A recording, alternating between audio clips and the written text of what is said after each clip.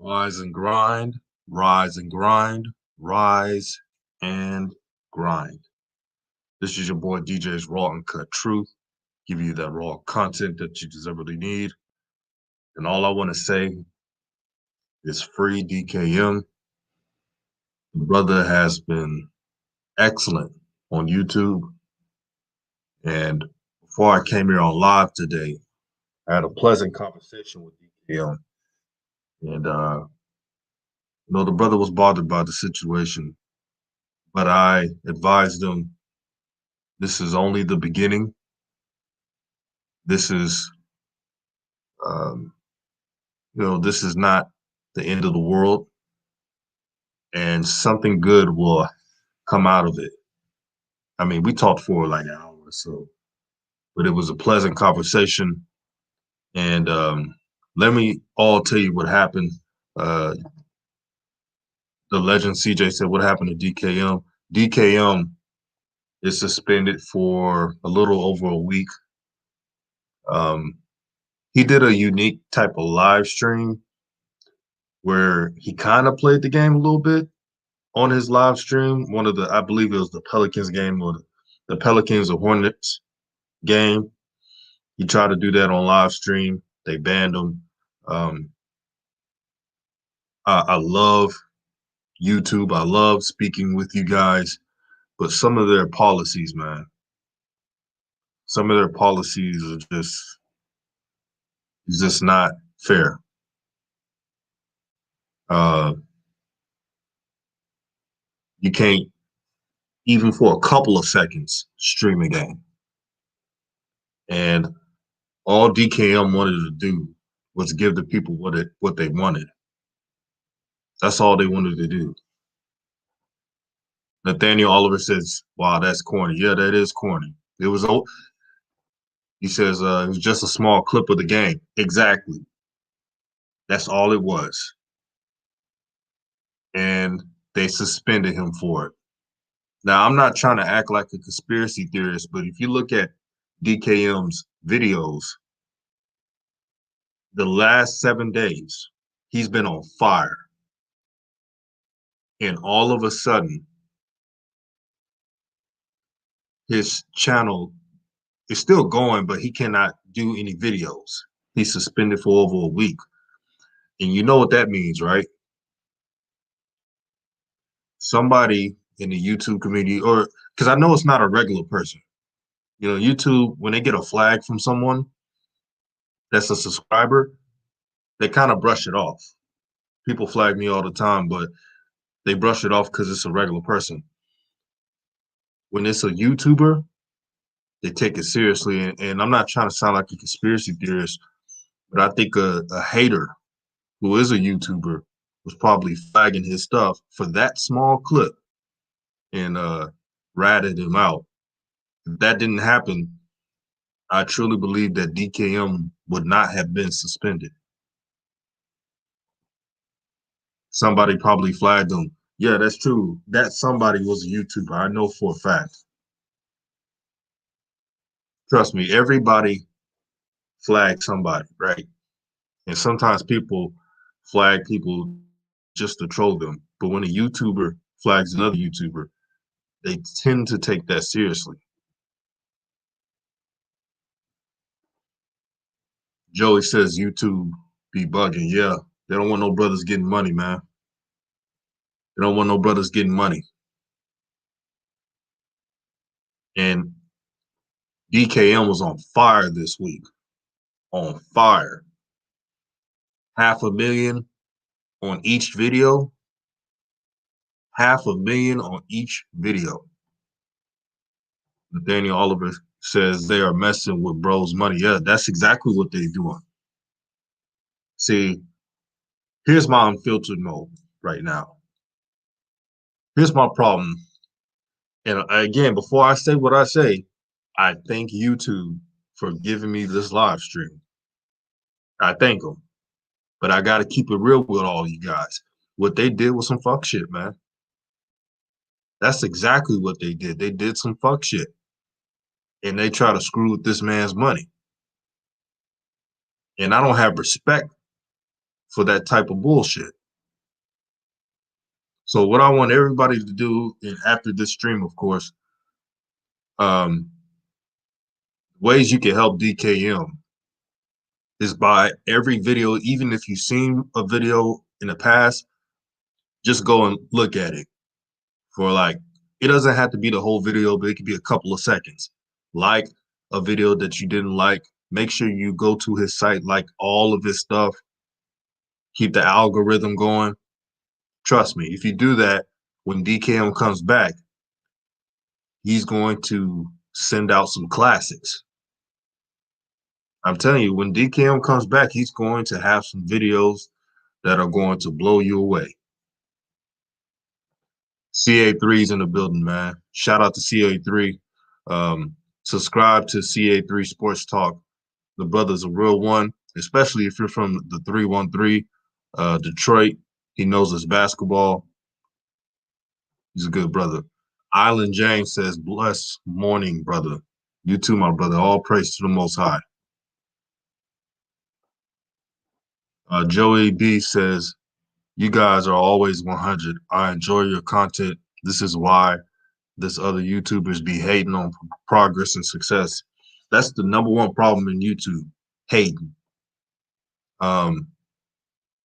And I'm not going to go into too much detail, but when I talk to DKM, when we have our real conversations,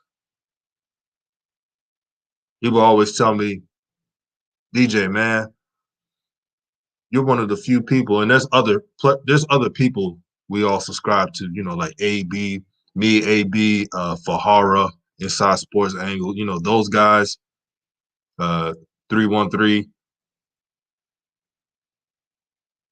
We all, in ball facts as well, we all enjoy each other's success.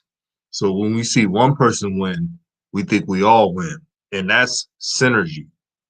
But the other YouTubers who are not a part of the circle, they're the haters, and they're usually ball family haters, and they want to destroy people's channels. They want to destroy what's good about great content creators. They want to destroy your entertainment, and we cannot allow them to do that. That's why I'm promoting free DKM. And I talked to DKM this morning. I said, bro, you sure you want me to do this? He said, I have trust in you. He said, you're a day one, and you got my blessing. Because I didn't want to make this video without the permission of somebody else. You know, I don't like using people's names without their blessing. So he was cool with it. And I want you all to go to his channel whenever you have the time, find any random video and just watch it. You don't have to watch the whole video. You know, just keep those numbers up. Keep liking videos that you haven't liked. We got his link to his channel pinned out. So that should help. Trying to help that brother out. Free DKM. Put the hashtag in. Support the brother, man. Corrupt says facts. Going to show support. Exactly. Show that brother support, man. See, this is what community building is about. When someone who is a hater tries to take a man's dreams, what we all should do is support. So when he gets back on his feet, he could create the content that you deservedly need. Because I don't care what any of these haters or Sean say. I like watching DKM. I like the fact that he does investigating journalistic pieces. I like that I get to hear the interviews from reporters. I like the fact that he doesn't sugarcoat things, whether you like the Ball family or not. I like that he talks about the story behind a player. That's who DKM is. And if you love great content, if you support authenticity, if you support a good brother, you should support DKM. But they got me preaching today, man. Hoop Jargon, shout out to Hoop Jargon, and also subscribe to Hoop Jargon's channel. We're trying to get him at 1,000 subs so he can get monetized, so he can do streams every day. Support that brother's channel. He's another real one. He said, what happened to DKM? Well, YouTube's on that bull. They and by the way, we all like YouTube. I gotta throw that out there. You know, I don't want them messing up my channel. But they suspended um, DKM because he had a a short highlight clip of a game. I believe it was the Hornets game or the Pelican game with Lonzo LaMelo. And what I think happened was another YouTuber was probably hating on them and probably flagged it, snitched on them. Because if it was a regular sub, this wouldn't even be, you know, a suspension. Super Team VIP says cancel culture sucks. The big social media platforms are whack nowadays. Yes, it does. I don't believe in cancel culture. I don't believe in that. I definitely don't believe in that. Now I'm gonna drop a link. I only want hoop jargon on this video. So hoop jargon, if you are listening, if you're available, I would love you to join the panel. And guess who I got here? Guess who I got here? DKM, the man himself, is here. Welcome, my brother. What's good, bro? I appreciate you holding this down, bro. I just got home right now. I've missed the first part of the stream, but I'm here now. What's good? Yeah, we supporting you, my brother, man. Everyone's supporting you. We supporting the hashtags, free DKM. Everybody's going to your videos, liking the videos that they didn't like, sharing, just going through your old videos to keep the algorithm up. I told them the best way to support you is to really go into his channel and support all the videos he has. You don't have to be in the video all day looking at it. You can at least go in there, like, support, share, and keep it like that. Basically, the main thing is I'm not able to post right now, right? So Yeah. a fraction of my followers, you know what I'm saying, I have on Instagram and Twitter. That's like most of my subscribers aren't aware that I'm suspended right now. I can't community post, I can't live stream, I can't upload until the end of this week. So I have no way of telling them guys that no shit, I'm not dead. You know what I mean? I'm just like I'm going through a little process right now, but I'm going to be back like on this time. They're going to think I'm falling off the face of the earth. So I appreciate everyone who's helping me spread the word that like I've not just like dipped on you guys. I'm not like, bro, I'm still working. You know what I'm saying? I'm still waiting to piece together videos for when I come back. Do you know what I mean? I'm going to have a bunch of content that I'm going to be making this week. Just because I'm not uploading doesn't mean I'm not still grinding, not still working. It's just YouTube or, you know what I'm saying? They're censoring a brother right now.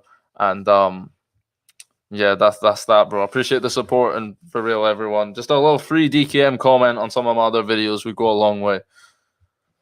Yeah, we do, man. And we support you, brother. And the haters who hate on your success, they cannot stop what the Most High is giving you. You have worked hard, you have earned your keep, and some little hating move that they did will not stop what you got going on. Guarantee it. Yeah, bro. It's all about now. I just need to put like just I've been trying like today. I've been keeping myself occupied first day. You know what I'm saying? I went out for the first time in a while because, bro, this past month or whatever, bro, I've been locked away, bro. Straight grinding, bro. I barely left my house. December, I was trying to like, you know what I'm saying, fully focus on the grind, and that's why my channel's had the success it's had this past month because I've been putting my all into it or whatever. And it's a setback. This came at a terrible time. My views were at an all-time high this past week. I'm not going to be able to cover the rest of the preseason games as it happens. No one's going to give two issues like in a week's time. But I should be back for when the season starts, which is at least good enough. I'm going to miss the last few preseason games. If Jello gets signed by another NBA team in the next week, you're going to have to hear the news from someone else. Hear from DJ, AB, Fax, some of the other guys, Hoop Jargon, whoever is on top of that. I'll be showing faces on live streams and stuff, FYF Sports Debates, DJ's channel, of course. Whoever's willing to have me on, just stay active, stay up to speed with the community. And, you know, we're back stronger than ever. December 22nd is comeback season, bro. We're going to finish out the year strong. Exactly. You heard it first, man. December 22nd. Mark it on your calendars. DKM will be back. They cannot stop a brother in his dreams. DKM is one of the most genuine people I've talked to in YouTube as well as Hoop Jargon. These brothers, they love truth and they love telling the truth. And that's what they do. They love this thing. They love YouTube. For YouTube to stab them in the back is fucked up, man. It's the way it goes, though. Hold on. Why can't I hear myself echo? Oh, you're good now. All right, okay. I think it was Hoop Jargon.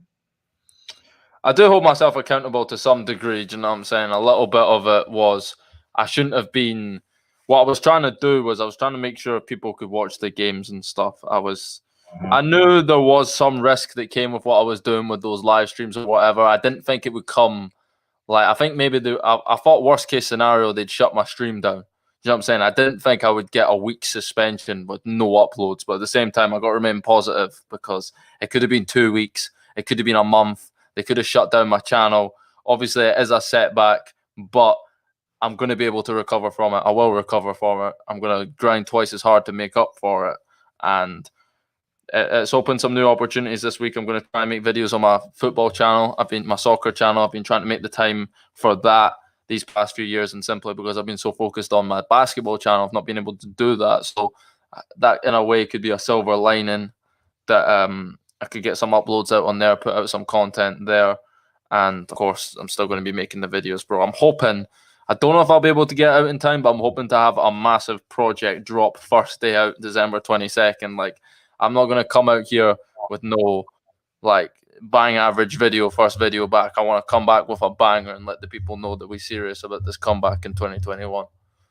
Exactly. They supporting you, brother. Said keeping your head up, not letting people get you down.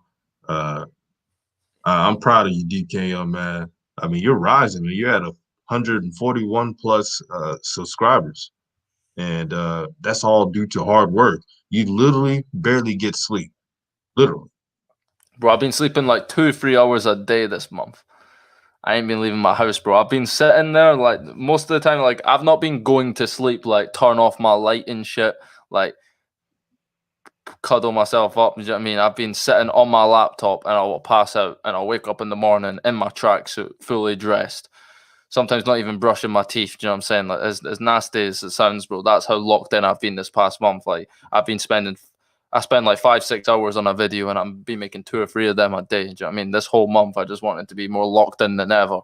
And you know what I'm saying? Like, there was no burnout. I was going to keep going. I was going to keep it going for the rest of the month. But okay, I've been brought down a peg, the most high or whatever you want to call it. You know what I'm saying? They were like, okay, you got to chill out. You're going to take this out of your control for a little bit and let's see how you can bounce back from that. Exactly. Joey B says, I believe you can appeal the case of your suspension. Got to contact YouTube, find out what was the violation. What do you think of that? I have appealed it. I've put together. See, the problem is they don't give you, like, I wrote a whole ass letter explaining why I don't believe I violated the terms and conditions, but they said they only give you 800, not 800 words, 800 letters, and it's quite hard to plead your innocence with 800 characters. That's like 8 tweets. Do you know what I mean? Like, I've tried to go in depth, like a whole ass video script, trying to explain why I didn't. Again, I did know the rest. I knew to some degree what I was doing. I shouldn't have been doing. I got a little bit caught up in the views or whatever, because, you know what I'm saying, you get 100K for a live stream, streaming some of those games and plugging a little link for the people to see. I got away with it the first 2 times. I probably should have taken my winnings there, but I decided to keep doing it. The streams were funny. I enjoyed doing them. And yeah, I mean, I take responsibility for it. I'm not going to fully blame it on YouTube. It was on me to some degree, but obviously someone with ulterior motives has reported it, has flagged it to YouTube and brought it to their attention. You know what I mean? They wouldn't have came across it otherwise. And yeah, that's just that. Hoop Jargon was good, bro. What's up, bro? Hoop Jargon. So what's up? And what you think about this DKM suspension, my brother? Man, Fat Pat said it best, man, for my H-Town folks, man. Player haters want to know who you are when you're coming down like a superstar, man. When you're doing your thing, man, there's always somebody in the background like, I don't like that shit. You know, that's just what it is, man. It's unfortunate the brother had to fall on the sword a little bit. You know what I mean? You know, somebody been putting it down for so long. And, you know, it just goes to show, man, that's what this game is about, man. Some people want to big you up. But some people just look for opportunities to tear you down so they can elevate themselves, and then you can hide behind the anonymity factor of reporting somebody. So it's just unfortunate, man. But it's a reflection of life, man. Shit sucks, man. Oh, facts. So Facts. But Beyond Crump says, I feel grateful because content creators like DKM, DJ Ballfax, and a lot others keep grinding. Yeah, man, we're grinding. Most of us have jobs and other things that we do, but we still have time to give you exclusive content or content that you just like, period. You know, we sacrifice our day to put up these videos. It's not easy. It takes a lot of time, especially DKM's videos. DKM will tell you it would take almost a whole day for him to get done for a really good video.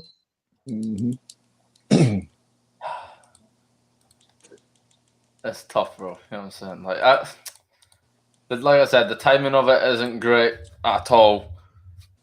The bag I'm gonna miss out on, you know what I'm saying? But it ain't even about the money to an extent. Obviously, like I'm trying to like set myself up long term and have some stability in my life. And if I'm able to do that by doing what I love on YouTube, of course, that's never taken for granted. But mainly, I want to bring the people what they want to see. You know what I'm saying? The support, like I see all these comments and shit. Free DKM, bro. It's like people on my most recent videos spreading the word.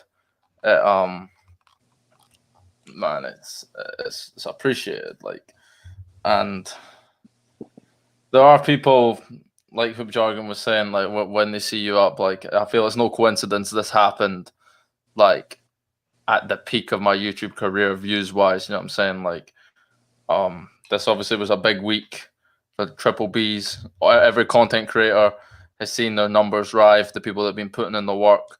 AB's doing well. Ballfax has grown like crazy. DJ, you know what I'm saying? Your shit's coming along. And people have just had more interest in what we cover and talk about. It seems like what we've been waiting for, what we've been hyping up for years, now is the time.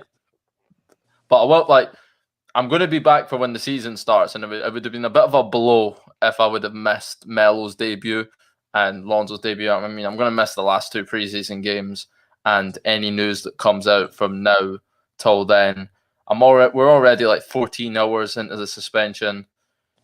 Another 5.5 days, and I'm gonna be back. I'm gonna be back posting, assuming this doesn't get overturned. I don't think it's gonna get overturned realistically, but you know, it could be worse. That's the way we gotta see it. It could be worse. Yeah, they got you back at the right time. The game started on LaMelo's game is the 23rd. His debut's gonna get a lot of clips. And No, DJ, I can't hear you very well right now. yeah, can you hear me now? Yeah. Yeah, I was saying that it's a blessing that they have you back just around the time the game starts. And then LaMelo's game is the day after the 22nd. So it's definitely fortunate. I wish this didn't happen, but this is only going to make you a better person. This is going to motivate you to another level. You know, some things in life hits us right in the face, and then to see how we respond. I really think you're going to respond really well. I think you got a fight in you. Yep. Well, that's the thing. Like my entire YouTube career and just in my life in general, right? And I'm sure a lot of people have dealt with the same thing. Anytime things have been going like the best for me, I've then dealt with like a major setback, like right when things are just about to pop off. So this is nothing new to me. I've had worse things happen to me at times. You know what I'm saying? Like I can deal with this, bro. I'm built for this. I can keep it going. I can hold it down when I'm back. Built for this. I'm built for this. There you go. Yeah, I mean, it's like, man, you know, having experienced a lot myself, man, it's just stuff like this just test your character, man. It's just, you know, are you gonna fold or you gonna just come back hyper, come back, you know, stronger, with more of a sense of, accomplishment under your belt, remembering what it felt like to be down and, working on getting levels and levels past that, man. So you got the right mindset. So I ain't worried for you. I'm worried about you, but I ain't worried for you, if that makes sense. Yeah, that's what I'm saying. You got enough trust in me that I can turn it around and come back from this. And that goes a long way, yeah. Easy. As for the rest of the community, you know what I'm saying? I hope you guys in my absence hold it down. There's going to be a lot of people that see the market wide open, people that might not necessarily make these type of videos now that they see that, like, someone like me, given the run that I've had, they see the views or whatever, and there's going to be potentially a market for other people to take the views that, like, won't be there because I'm making them. Do you know what I'm saying? And I'd want those views to go to the right people. Do you know what I'm saying? I'd want those views to go to people like AB, like Ballfax, like DJ, like, do you know what I'm saying? All the people that, like, are a part of this little community we built over the past few months. You know what I'm saying? I hope that you guys can eat this week as well, do you know what I'm saying? And use this potentially, like, not like, do you know what I mean? Just there will be a void that to some degree needs to be filled. I feel like there's, like, with the distribution of, like, the total views that are, like, available for, like, the content that we create, a fraction of them, especially at the moment, like, I've been getting, do you know what I mean? And like I said, there's going to be, like, a market for those views. There's going to be a void because the demand for the content's still there. And I really hope that the right people can come in and give the people what they need to hear. It's all about the information. You know what I'm saying? It's not about me getting all the views for myself. It's about spreading the right message, giving the people the right information about the people we come on here and talk about every day. Exactly. And I got to say this. Here's the problem with the world. We have a lot of jealousy in the world, but not enough envy. Let me repeat that. We have a lot of jealousy in the world, but not enough envy. Envious is when you are admired by someone's hard work and you want to work just as hard to accomplish something similar. Jealousy is pretty much plain hate. You want them to fail so they can raise you up. And we got to be more envious than jealous. And then we won't have these situations happening. I truly feel that way. Yeah, that's asking a lot out of people. You know how it go, man. And nobody want to work for it, man. Everybody want defaults. Everybody want a shortcut. I told you from day one when you put me on, I was like, I'm willing to wait my turn until it's time for my shit to pop off. I ain't gonna be here talking bad about no other content creator. Because I mean, in life, that's not how you get to where you want to be, man. To your exact point, the way you do it is you putting the work in. When people are receptive to your message in the right way, that's when it pops off, and then everything's gravy. When you go try to cheat the system, it's only gonna come back on you, man. Like in some manifestation, you put that negative energy out, it's gonna come back on you. So that's unfortunate that people don't have foresight or just respect for somebody else's property, somebody else's content. Hub, like DKM's channel is. That that's what some people view as a way to kind of come up. And it's just unfortunate, man. It is unfortunate. St. Meese is like, okay, let me start my channel. Haha. Hey, bro, St. Meese, if you start a channel, man, we will definitely assist you, man. I know I will. And I'll show you the ropes how to make one.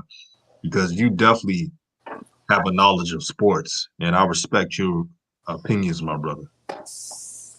Yo, to Reginald Trav in the chat that says, DKM, open another channel, please. If I was gone for longer than a month, do you know what I'm saying? I would potentially look into do that. But, like, a week is like, I don't want to start, like, a whole new channel and then just leave it after a week. Do you know what I'm saying? What I'd rather do is use this time to stack up on content, make some videos that are going to be, like, evergreen. Videos that necessarily aren't relevant to the current topics, but still videos people want to see. Like, I've had a couple of videos I've wanted to make for a while, but they're not trending or relevant topics. I can now use this time to make those videos, and then in the few days gap where there's no games, I can post them then.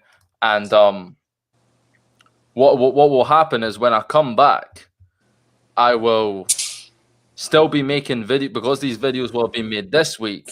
I'll still be making, let's say if like Jello joins a new team or something, I will still be covering the news as normal because the videos I'll be uploading have been made in advance. So I'll be uploading maybe like twice a day, do you know what I'm saying? But because uploading the videos I've already made as well as the content I'd be making next week anyway. So, do you know what I'm saying?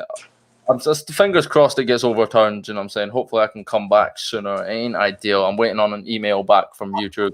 I'd probably give myself a 20% chance of them coming around and freeing your boy, but again, you know what I'm saying? Like I don't want to trip too much on this. I just want word to get out that like I ain't out here dead, you know what I'm saying? I've not just gone with no notice.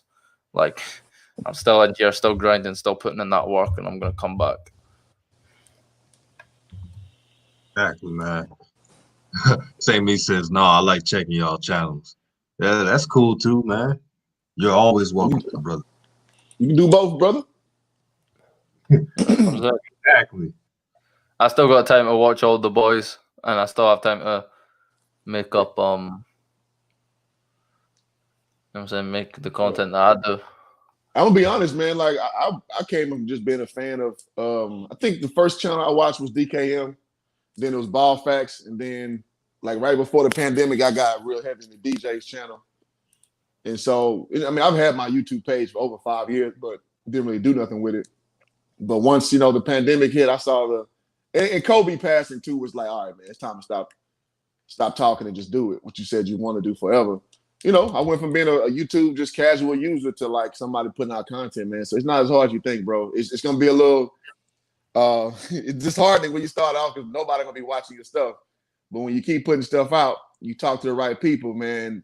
People will kind of start to come to your stuff, and before you know it, man, you have a following, man. So don't think you can't do it, man. Even on your own time, man. So don't count yourself out.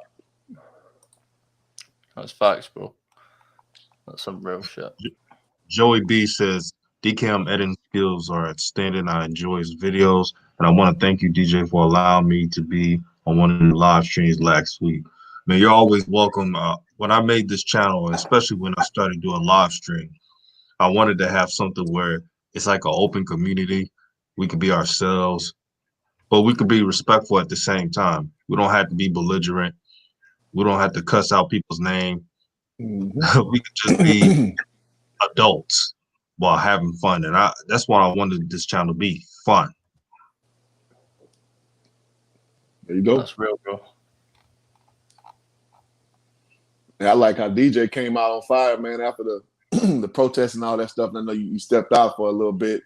And I remember DKM asking me, like, so what's up with DJ? I kind of knew, even though we didn't get to talk to you, I was like, man, he just taking some time to reprogram. And he came back on fire. So, shoot, it's just, it's a lot of human element to all this stuff, too, man. It's just, that's what makes it fun. That's what makes the whole process something to sit back and look at, man. All the stuff you go through as a person, but you still got to step up and deliver. You know what I mean? So I think that it just makes like the whole experience beautiful, man. Yeah, DKM can attest this. He hit me up one day. This is how I started doing YouTube again after the protests and stuff. He's like, man, my dude, you're missing all this time. Keep making videos. Just keep making videos. I'm like, man, I don't feel like making videos. And he said, you got all this time. We're in the pandemic and stuff. And then I thought about it, and then I started making videos. So really, and no cap, if it wasn't for DKM, he would call me randomly and say, man, you think about making videos? I said, I'm thinking about it. If it wasn't for DKM, I probably would have just left YouTube alone for good. No lie. Nope. Bro, Go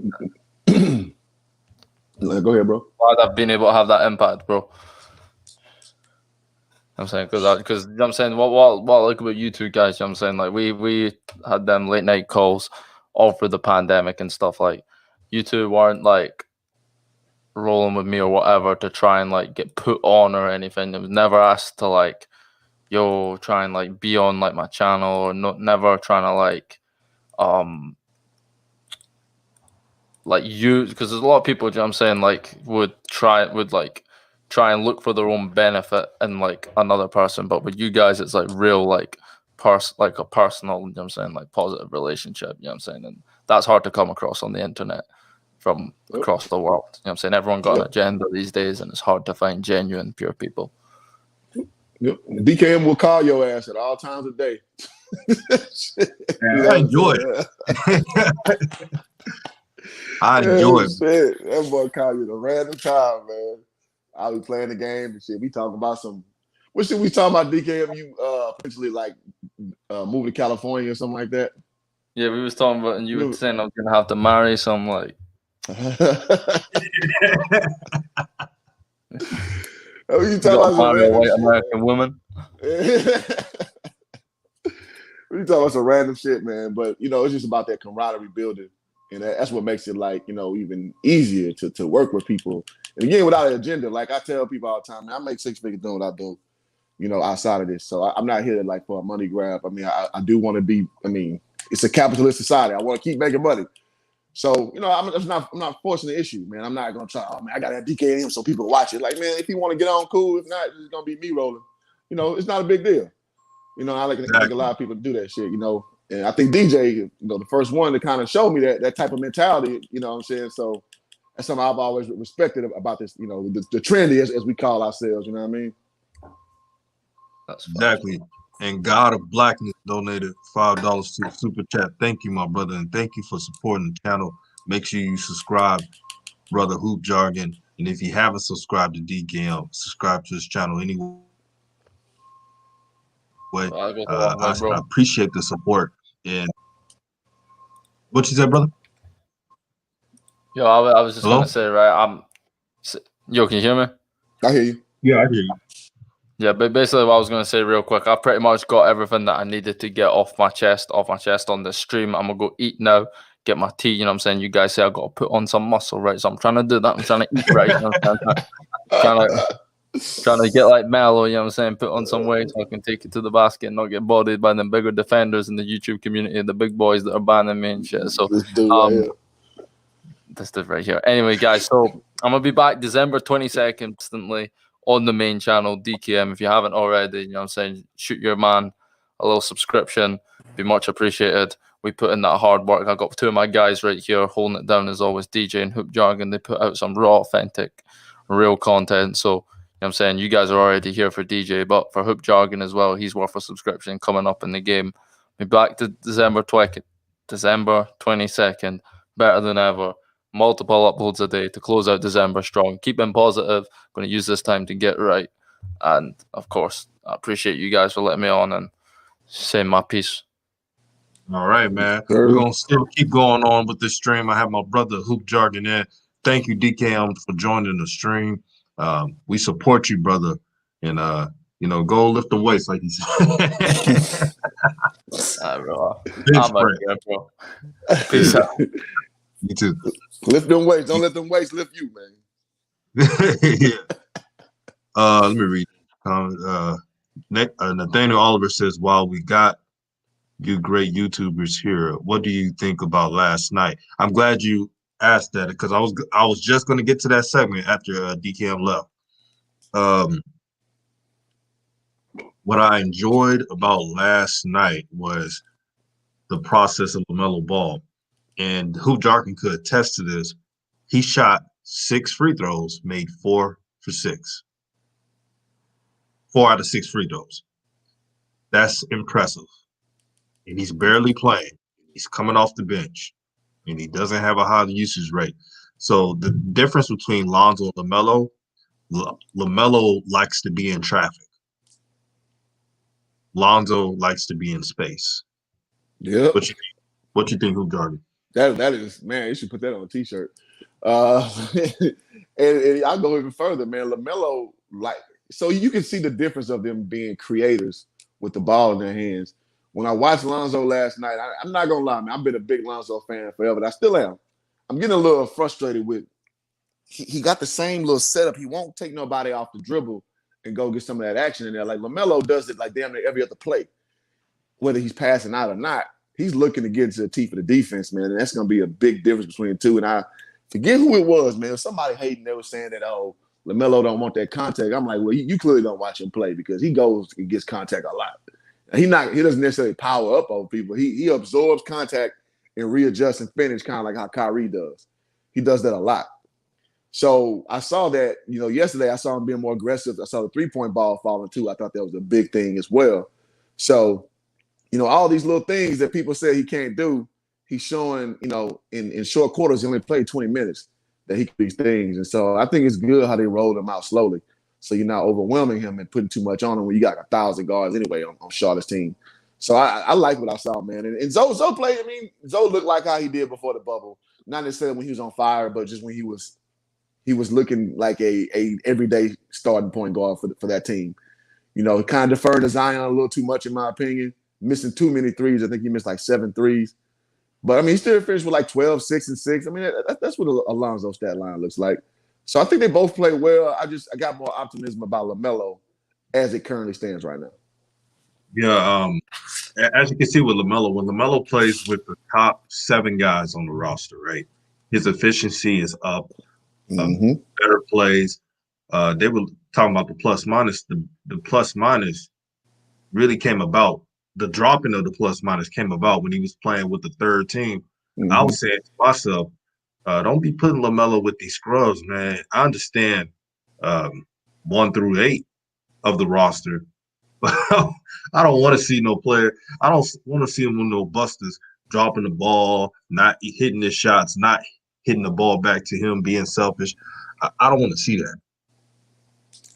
I don't think it's going to affect him though, DJ. I think once he gets, because right now it's just preseason, so you want to see what he's going to do in situations. Now, when it's money time, he's going to be out there with the right group, and I think he's always shown he can adapt to whatever you put around him. So I'm not so caught up in like numbers right now. Like I want to see how does he react to defenses, what they throw at him and stuff like that. And that's what I care more about. So I never really get caught up in numbers. I like how you looking? Like how are you reacting to the way an NBA defense is going to throw at you? That's what I care about. So that's when he scored 0 points the first game. I'm like, he's always been a scorer. Like he's going to figure that part out. Like, that's going to be reflexive to him.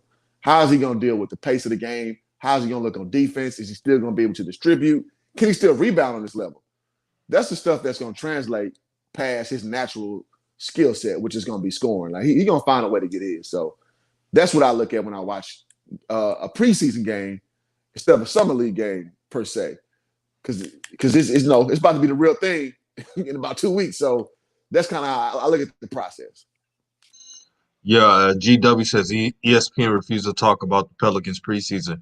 Yeah, ESPN got their own agenda. They don't want the Pelicans to do well. We all know it. Yeah, I'm being nice with it. Beyond what it is, man.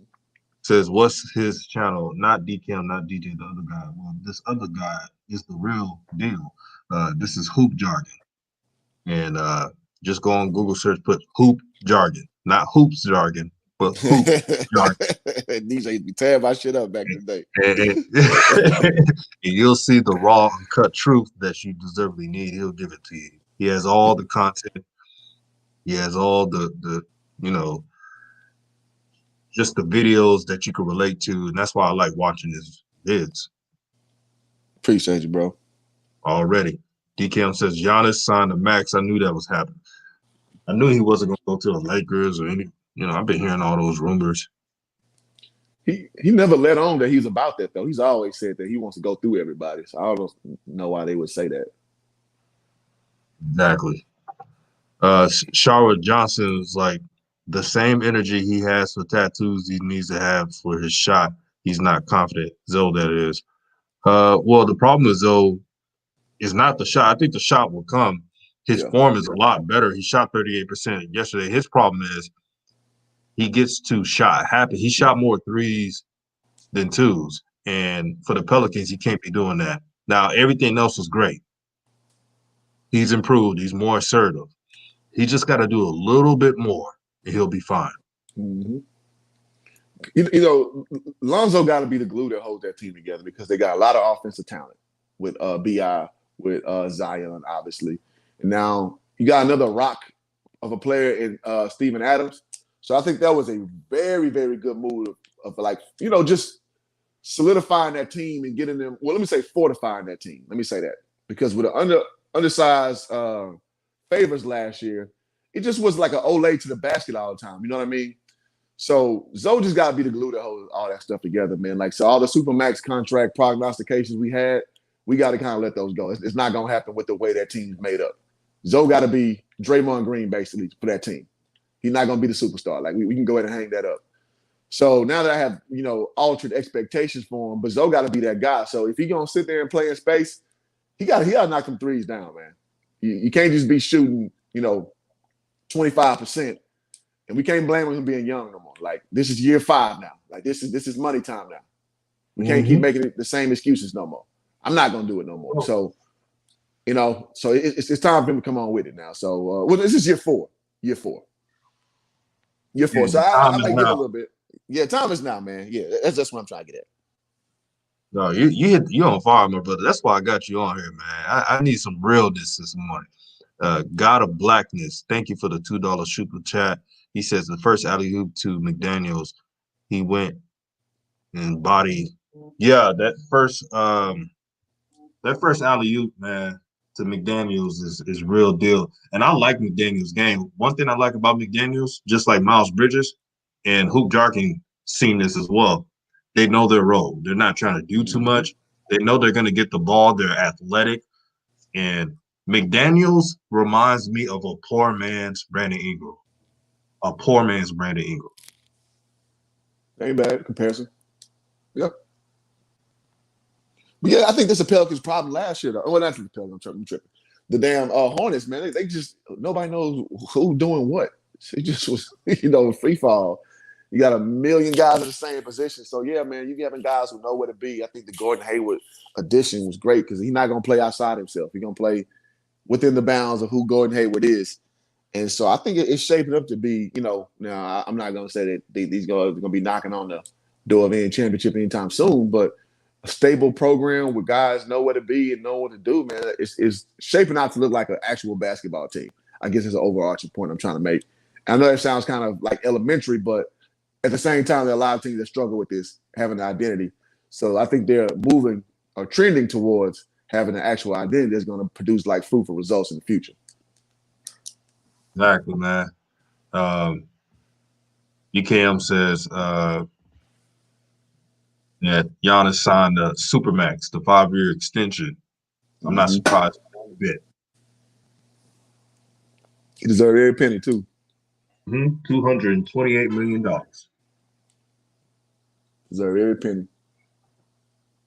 God of Blackness says his energy is amazing. LaMelo. Yeah, LaMelo, he just looks like one of those players that just loves the game of basketball. He's smiling. He's having fun. When I watch LaMelo play, good or bad, whatever play happens, it's a joy that I like to see from most players. And it's infectious. Yeah. And something you'll see too, man. And I know this is going to sound kind of ridiculous to some people. Some dudes don't like basketball. So they play it because they're good at it and it pays them well. I almost got to a place in college where I was sick of basketball. Like, because it's a job. Like, playing D1 basketball, you wake up at 5:30, go run and lift weights. You go to class at 8. Well, you get a little older, you learn to stop taking 8 o'clock classes because it's going to be rough. You got practice again at 4 o'clock. You go until about 7 o'clock. You go eat, study hall, and all that stuff. Before you know it, you got 3-4 hours of time to do something on your own. Then you right back into it again. So it makes you lose love for it. So at the pro level, the rigors is even tougher. Like, you got to go make these events. You got to go do these appearances. So a lot of dudes just lose the joy of the game. And there's rare that some guys maintain that same joy the whole way and not treat it like a job and more like a privilege. And so you're watching a guy who literally looks at the game that way, man. And it's kind of refreshing to see a guy play like that because that's not the motive for a lot of guys, believe it or not. We talking to some of your top level guys, James Harden. So just saying, man. Wow for that. God of Blackness again with a $5 super chat. Thank you, man. Man, he definitely $5 at a time. Man, he definitely needs to subscribe to your channel. Thank you, my brother. You said, do y'all think Giannis's contract will make more elite and international players go small market teams for max contracts, leveling the playing field? In my opinion, I believe so. Like Luka, there's no way in hell I think Luka's leaving the Mavs. That's just what I believe. Hell no. What you think, Luka? Man, Mark Cuban is gonna he gonna do one of them things like, overseas when they threaten to take out your whole family if you don't agree to the circumstance.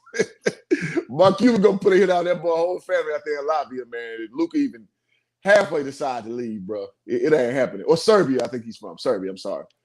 Nah, bro. Mark Cuban is locked in, man. There's no way in hell he letting Luka Doncic leave, man. If he got to go use other mechanisms to do so, under the table, you better believe Mark Cuban gonna get it done, man. Man, Ujar, you wild, bro. hey, you gonna be like taking on a phone call. You feel me? Good luck. That's facts, We though. said it's so synchronized. Facts, though. Man, it's a good day, man. I got me some wake and bake. Got me some coffee. I'm good, man. I love this off days, man. I'm telling you, man. It's my third off day in a row. I usually have 2. I just took Sunday. I was like, man, I need a day, man. And get strenuous at the J, man. I'm like, listen, man. I'll see y'all Wednesday, man. I told on Saturday. So it's been good time off for your boy too, man. Bro, you can tell on my videos when I'm on the wake and bake or when I'm not. Like when I'm on this little monotonic, just you know what I mean? Yeah, you definitely can tell when. Man, I seen this video. This is a little off topic. I seen this funny ass video. This little Chihuahua ate an edible. He was eating that edible bag, right? Mm. And the owner found him, and she picked him up. She said, "This is what happens when your dog sneaks in and eats your edible." That dog was toe up from the floor up. I ain't want to laugh because I'm like, man, that's messed up, man. You got to take it to a vet or something. But, she was head nodding and stuff. That little dog. I said, don't let Peter see that. Yeah, facts. You better keep that stuff off the internet, bro. Peter gonna be snitching like the feds, man. Boy, that's one group you don't want to upset, boy. Ooh, Peter did not play. He did not play, boy. Michael Vick still feeling the wrath like what? 14 years later, he's still feeling the wrath. They won't like, let it go, bro. Leave Mike Vick golf alone, man. Let him be. Over a 14 dog. years, bro. Come on, man. 14 years, dog. Man, over a dog. But let Kentrell or DeAndre get killed, and they're like, well, he had a pass, he had a. But when a dog is dog fighting, he's murderous. He should be in jail for life. Mm-hmm. Please. KJB says Giannis in that bag like KG in Minnesota. Well, hopefully he doesn't take bad advice like KG in Minnesota. Yeah, seriously. I lost $90 million. God. That's tough. Tim Duncan lost like 70 mil or something like that. So that's when people talk about Zoe losing that $1.5 million. I'm like, bro, it's dudes who done lost some real money. Like, 70 mil? Come on, fam. 70 mil? That's tough, man. That's in your life tough right there. Now, LeBron and his camp, they're really good at keeping things close, but I'm sure they lost money early stages when he was a teenager. He's probably thinking, I need to invest in this, invest in the car wash, and then didn't go out right. It happens. I'm sure of it. Yeah, it happens. It's normal. GW says Zoe has to get to the bucket more. He's such a big guard. Yeah, Lonzo is way bigger than, like, muscle-wise than LaMelo. And I'm watching both of the games. I'm like, how in the hell LaMelo in traffic more than Lonzo, and Lonzo's stronger than him? It makes no sense. He doesn't use his height and weight. Mm-hmm. Well, I tell you like this, man. You got to have a want to. Here's what I mean. When I played junior college basketball, it's this dude ahead of me. He almost made me quit the team, which is always a funny backstory. Dude named Bo, man, from Dallas. Boy I had hops. That dude had Sean Kemp hops. He about 6'5", so he played the 4-man over me because I was the freshman. He was a sophomore. Man, I was just like, there's no way I'm playing over Bo. So practice, man, this dude would just be dunking on people like it was nobody business. But in the game, oh, man, layup city. And so I saw that, and then I was coming in just yoking on people. I was like, Bo, why you not dunking on people? Like, oh man, I wasn't really open. I'm like, dog, you do this all the time in practice, but you gotta know when it's game time, some dudes just don't have that mentality, man. So you can't force it on them. And that's probably what's going on with Zoe, is that he don't have that mentality that LaMelo has. And so that's why some people are like perplexed, because he's stronger, he's bigger, you know, he's progressing, but he's just not trusting himself to do that because that's not in his DNA. That's not what his mind thinks when he goes to play basketball, is to attack. He thinks to facilitate. So that's why it's so frustrating watching him play, man. And it's unfortunate at the same time, man. Yeah, it is. And I like the fact that hoop jargon, you don't sugarcoat for nothing, man. Like you keep it real, you tell how it is, and people may question and say, come on, you're a little too hard on Lonzo. But you're like this with any player that has a weakness.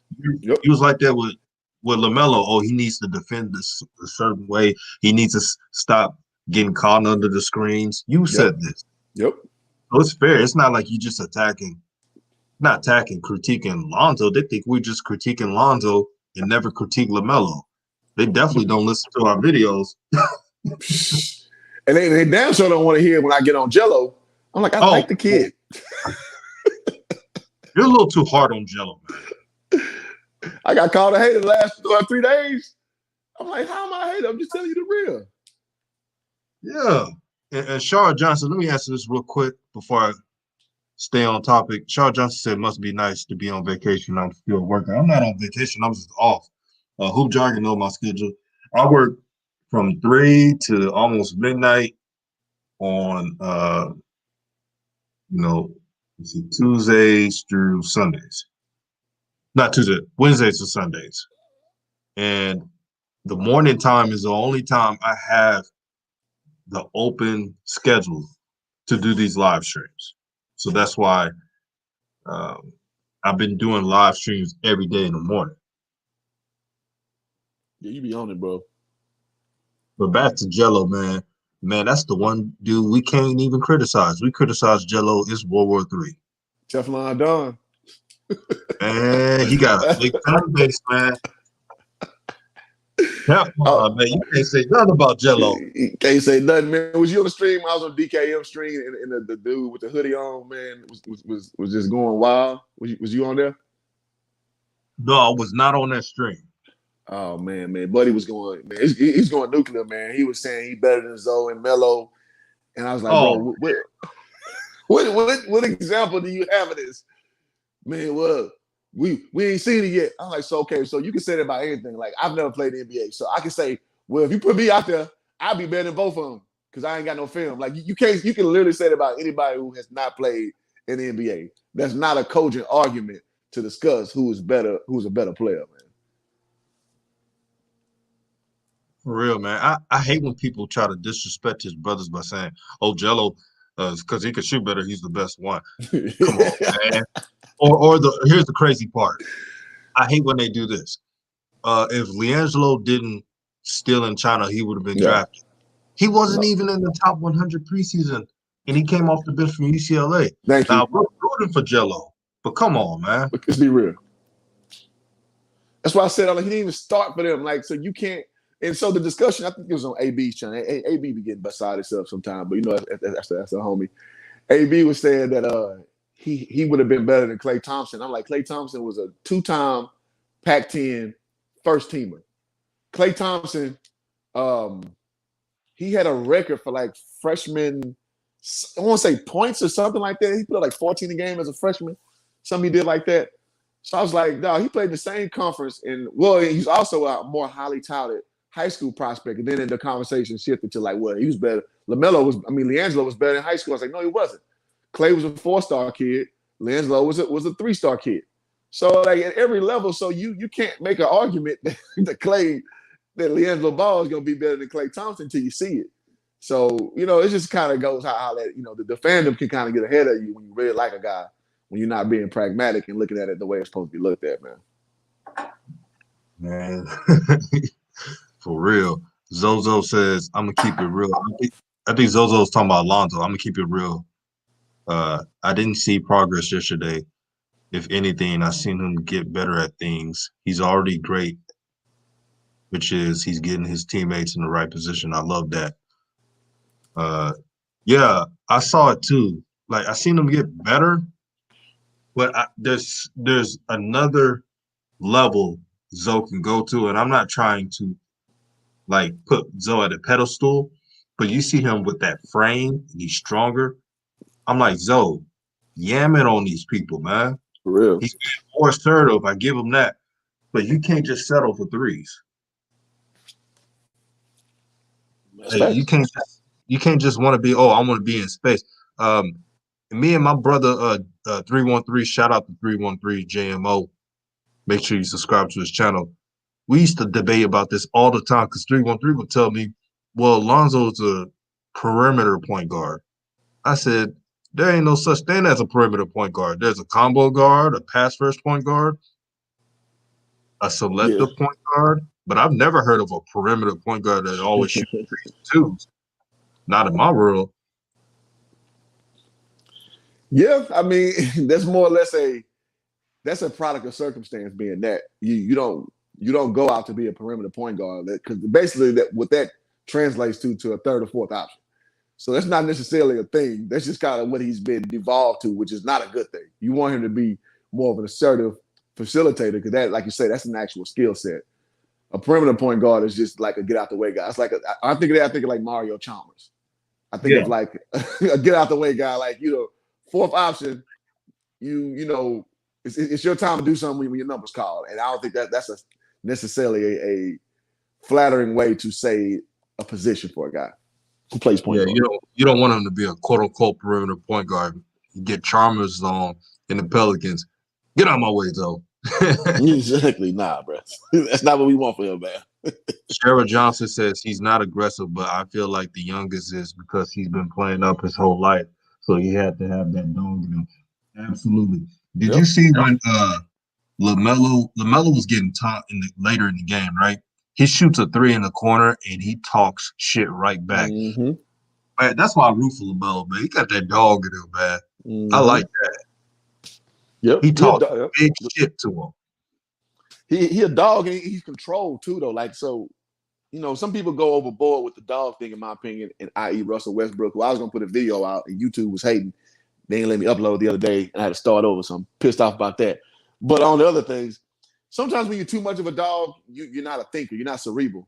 And I think LaMelo's a great mix of that moxie that comes with being a dog and then just being heady, being smart, and making the right plays too. So that's why I'm with you, DJ. That's why I like him so much, bro. Yeah, and this is not trying to we're trying to pit one against the other. We're just saying what we see. Mm-hmm. And if Lonzo, just like if LaMelo was a defender like Lonzo, it's no different, right? Even though LaMelo has gotten better at defense, he's still not what Lonzo is. Lonzo, I mean, he put freaking Tyler Hero in the clamps last night. Mm-hmm. Nobody talked about it. Nope. Because his shot was off. B. Mill says it's good to hear hoop jargon, hoop talk that talk. He played ball. Let him know he played the game. Appreciate it. Let me shout this out. Hoop jargon told y'all. Thank y'all for the support and subscriptions. Thank you guys for supporting the brother Hoop Jargon, the most underrated YouTuber in the game. Man, and you know what? It's something I like to do is, man, I tell it the way I see it, man. And you may not agree, but I'm gonna give you context to why I say what I say. Now, sometimes, some of my members from my group know I troll sometimes, but on YouTube, I've told myself that I'm not gonna troll it at all. I'm gonna just speak it how I am. So people back home or in my group, so you troll to kind of make to make it fun. But in this aspect, I take this platform too serious where I'm very rarely gonna troll on my page. I'm always just gonna be speaking objectively because people can do too much footwork on my channel, and if I'm trolling too much, they go back and you can undercut the stuff I'm saying and just paint me as a troll. So I'm very cognizant of that, and so my goal is when I'm on these shows, when I'm on my channel, I'm not gonna bastardize basketball and just try to get a rise out of people. I'm just gonna tell you how I see it, man. So that's just kind of how I look at it and how I comment on the sport, man. Right on. Shara Johnson was commenting when I was talking about my work schedule. I work 7 days. Well, that's good for you, but you know how it is, Hoop Jargon. when someone hires you for a great position, you have, options. So my option was I'll put in the work and I'll do the late shifts, but I only want 5 days out of the week because I want my off time. I'm not trying to be stressed out and work like a slave. See, that's what a ruling class mentality is. When you can negotiate, say, hey, I'm willing to put that work in, do the strenuous hours. There go hoop jargon on the plane. You on the train, man. Man, this LA stuff is crazy, dog. That'd be the most random stuff going on over here, bro. Man, you in LA or close? So I'm in Pico Rivera, which is like LA County. It's so East LA, basically.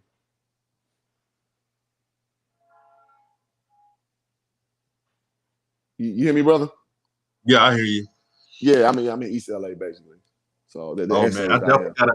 Hey, whenever this pandemic chills out, because I'm gonna be honest, with COVID-19, it's not really just the virus. It's that you're not able to do anything and go anywhere. I'm not going no vacation. I'm not wasting my vacation time and nobody out. I feel it. I feel it. Save that. Save no vacation. Bro, come down, man. I live 20 minutes from Staples Center, man. So, man, we can get the Lakers game up, bro. Like, I'm literally 20 minutes from Staples Center. So, yeah, bro. Rocking that Kobe jersey in full effect. Full effect. Sure. God of Blackness says the Pels should have got Jay Wright, Villanova. Everyone is physical opposing except BI. Well, Jay Wright would have been an excellent coach. He's one of those coaches that does something with nothing sometimes. He may not get a 5-star all the time, and he'll turn a 3-star into a 5-star.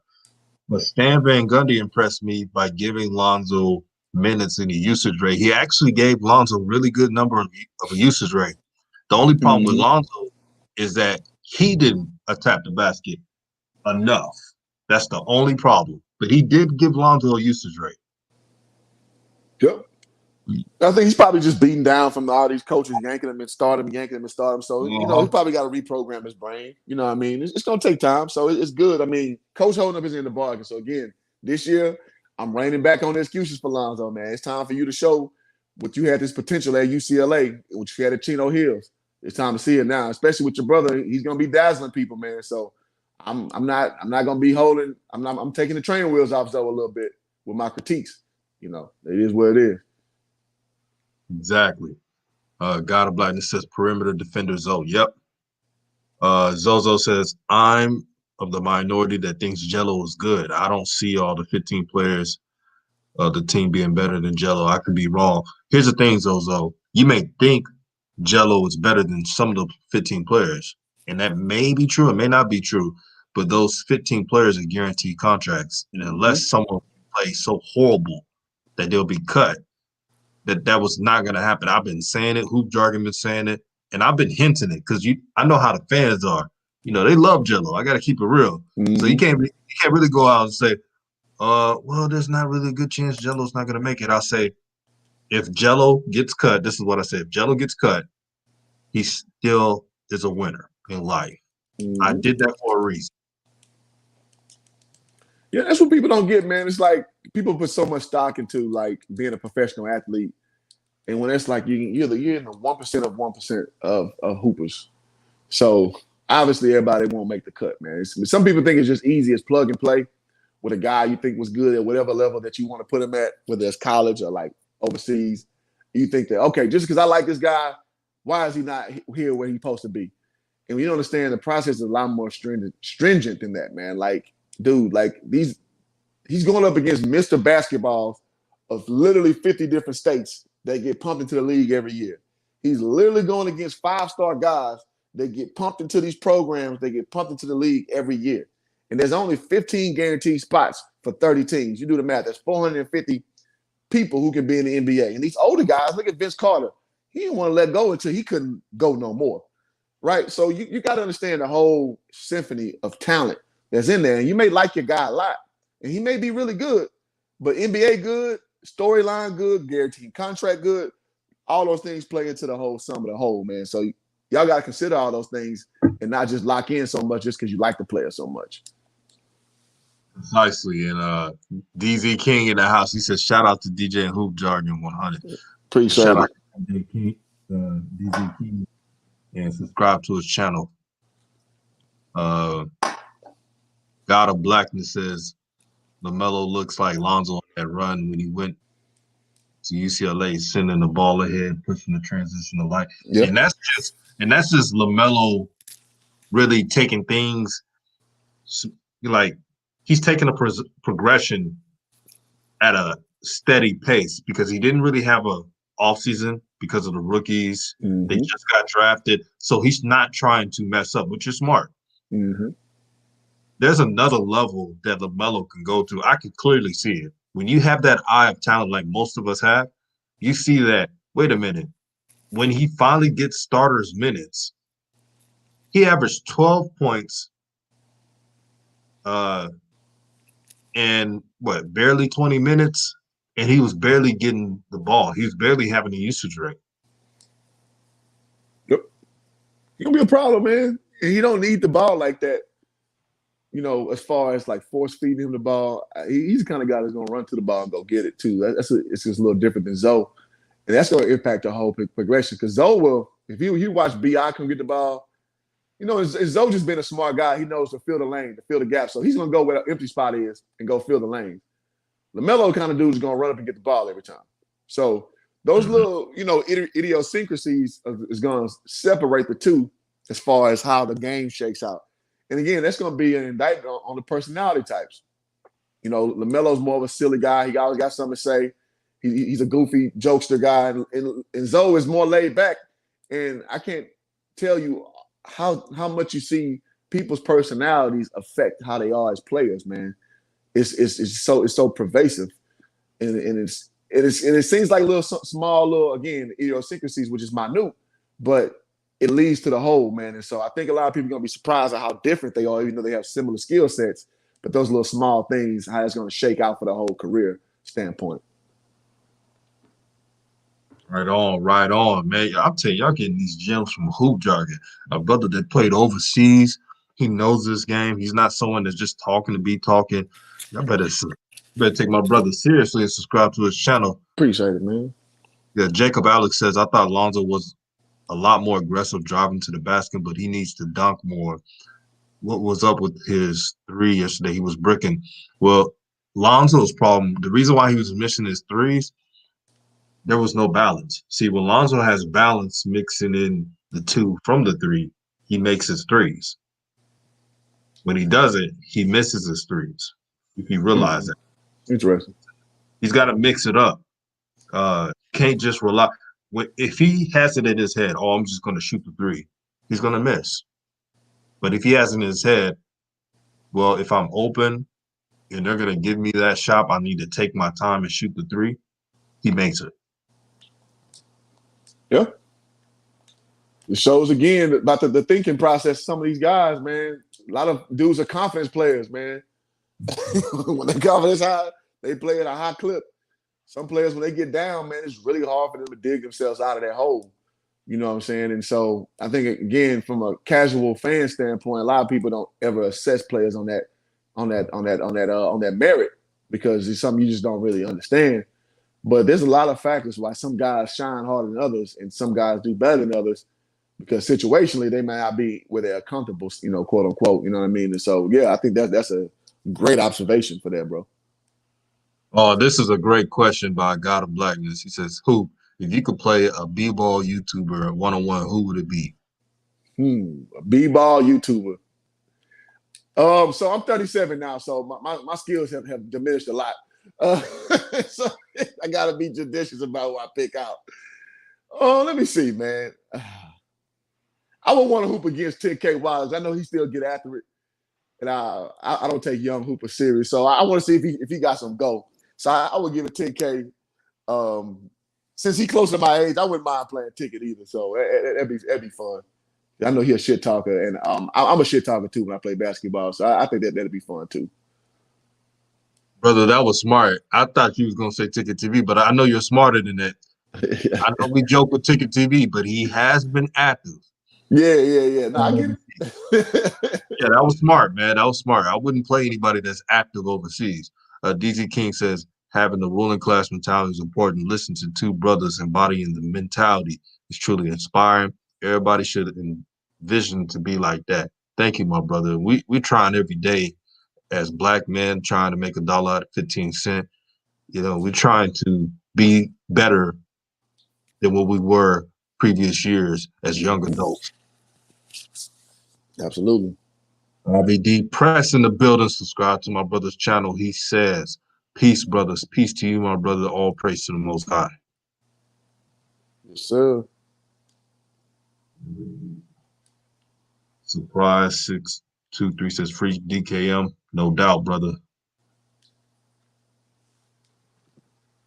Shower Johnson said he was forcing his shots. Are you talking about Lonzo or LaMelo? I think you're talking about Lonzo. You gotta be talking about Lonzo. Yeah, Lonzo just needs to dunk the ball. Like he needs to just jam it on someone. You're right there. He got the athleticism. Someone in the comment section the other day told me, man, I didn't realize Lonzo was that fast. Man, I knew it the whole time. He's fast. Shit. He's fast as shit. Athletic as shit. Big Spell One says Lonzo looked more balanced when he drove to the basket. Thank you. I don't care how many threes he shoot. If he attacks the basket like that, he can shoot as much threes as well. I don't care. I just want him to attack the basket more. Yeah, and to the point of the posters, man, and yourself. Here's what it changes when you go dunk on somebody, or at least you try to. So being a dunker most of my career, I noticed that when you go in there, you just try to, like your first one, you just try to take their soul away. Even if you miss it, what's gonna happen is that next time that dude gonna step the hell out the way. Or he gonna think twice before he jump at your dunk. Now, if you come in there, you know you're gonna come soft, he gonna try to throw your shit against that glass every single time because he knows there's no threat of him getting embarrassed. There's no threat of him gonna be on ESPN. Because believe it or not, them dudes watch that and they care. They don't want to be on somebody's highlight for the wrong reason.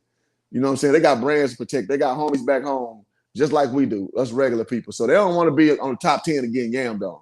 So if you go in there like Russell Westbrook, you know, I get on him a lot, but a lot of people don't go up with him because they know he coming through there with reckless abandon.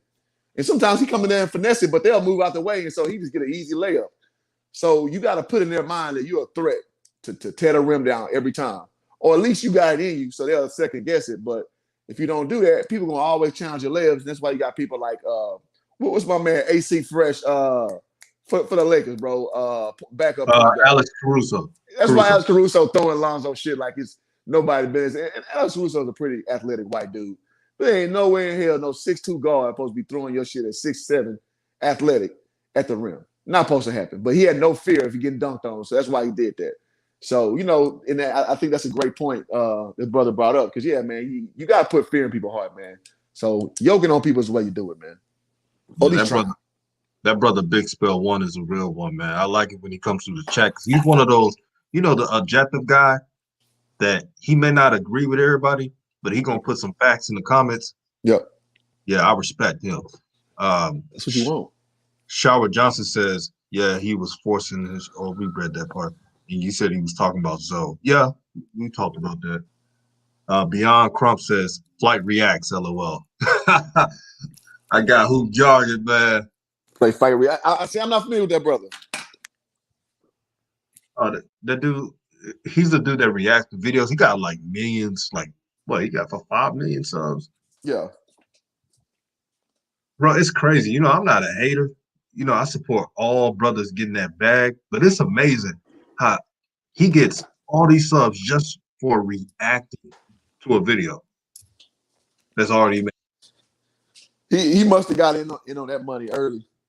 That was the thing about 4 or 5 years ago. The reaction videos were like huge, so I'm sure he probably got in that early, and that was kind of the thing. So you know, like new people don't really want to care about reaction videos no more. Not like that. You know what I'm saying? Yeah. Got him black. Says hoop. Would you play against RB the Breakthrough? RB the Breakthrough's in shape, bro. He can hoop. I don't want none of that smoke. RB the Breakthrough still play overseas. Shit, hell no. If this was younger hoop jargon, you attest to this. Oh, hell yeah. Yeah, you. I ain't scared of none of them. Shit, I mean, we talking old hoop jogging. I ain't scared of none of them. And then I'm outside in the club. Hey, The ball. hey, listen, man. I try to tell him. Young I hoop ain't never jogging, scared. 6'7", 210 pounds, 40-inch vertical, and could shoot. So I wasn't worried. Nah, I wanted all that smoke as a youngin. I wouldn't care about none of them. I would have wanted to play like a guy like LSK. LSK is about 6'8". He got some bunnies on him too. So I would have been going against somebody more my size. I want to see what that really was about if I was in my prime. But 37 years old, hoop jogging, I'm like, yeah, I'm a rim grazer now. And these YouTubers got to stop lying on heart. LSK talking about he's 6'10". He is not 6'10". He is 6'8". He about 6'8". Yeah, talking about 6'10" on his bio. He gassed up, but he got a little go to him. He can like catch alley oops and shit. He seemed to be pretty fluid with his motions. Because when I look at dunkers, I see how fluid are you with your motions and how do you play. He can play. Now he's probably more of a pickup game player than a serious guy, but yeah. But a lot of people, I've seen him play. He's well against other YouTubers. He looked like goddamn LeBron shit. To be honest with you, or Blake Griffin or some shit. But no, I definitely would have wanted that smoke at a younger age. Terrence Pruitt said, "I hope Zoe gets most improved player this year." Well, I'll tell you right now, if he reduced the number of threes, take smart threes, and use his strength to attack the basket, he could average 17, 8, and 7. There you go. He can do it. It's up to him. It's all mentality with Lonzo. But the time is now. This season, we're not going to give no excuses. We're not going to say, oh, he was put in the corner, because Stan Van Gundy has shown to give Lonzo more of a usage rate. He's given him an option. Look at the plays. He has the option to drive or to kick it. Bro, I'm going to give you your followers something to laugh at, or just a point of reference, too. If you got the ability to pull up, when I played against the University of Louisville, I won a jump ball against like a 7'1" dude, David Padgett. He actually coached the Louisville team 2 years ago when Rick Pitino stepped down. Uh-huh. I played against him my junior year, and I won the jump ball against him. So you kind of see my athleticism, like being skinny and only 6'7". So if you get a chance, if you got the ability to pull it up on your StreamYard, which you probably can, so it's something that you can kind of get an idea of my athleticism back in the gap. When you get a chance, you can do it on another live or whatever. So it just popped in my head that it's some video proof of it. It's not grainy. It's actually pretty good quality. RBD Press says free DKM. No doubt, brother. Free that brother, man. Free him, man. Man, we out here entertaining God of Blackness. He enjoying this, man. That's when you know you enjoy good content, man. There you go, man. He's treating these streams like Hulu and Netflix. I appreciate that. I appreciate God of Blackness. That's why I like him on my channel. I'm gonna put that link in the stream. If you don't mind, I'm gonna put that link in the stream so they can check it out. Oh yeah, go ahead. Go ahead, brother. Yeah. People said Hoop versus AB the hero. Come on, man. I'll watch AB. I ain't want to say anything. You know that's our brother, man. I'll watch AB. AB a football player. We close to the age too. I'll watch AB. That's my guy. Come on, man. Well, the tallest man will win. That's all I would say. I'm 6'7", 240 now, bro. I'm gonna post him every play, and I'm not departing from that strategy. I'm not departing, bro. Man, I haven't played basketball in a while, man. You know when you're working and stuff. Mm-hmm. I like, when I was in high school, you were active. And I talked to Hoop Jogging about this. We were laughing about this. You know how YouTubers and everybody else like kind of exaggerate how they were as a player. Oh yeah, this and that.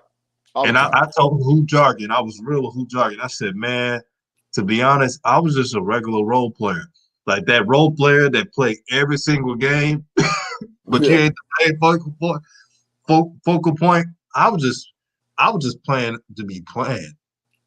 I was just playing because I wanted to be around the homies and stuff, and I knew I had normal talent, Yeah. but it wasn't like, you know, I ain't do all these damn camps and all this stuff. I didn't really care about that. I was worried about making money. When I had an after school job, when they gave me more hours, I took that instead. Yeah. You smart. I mean, if you ain't gonna be a pro, man, you gotta be pro at something. Yeah, I like money.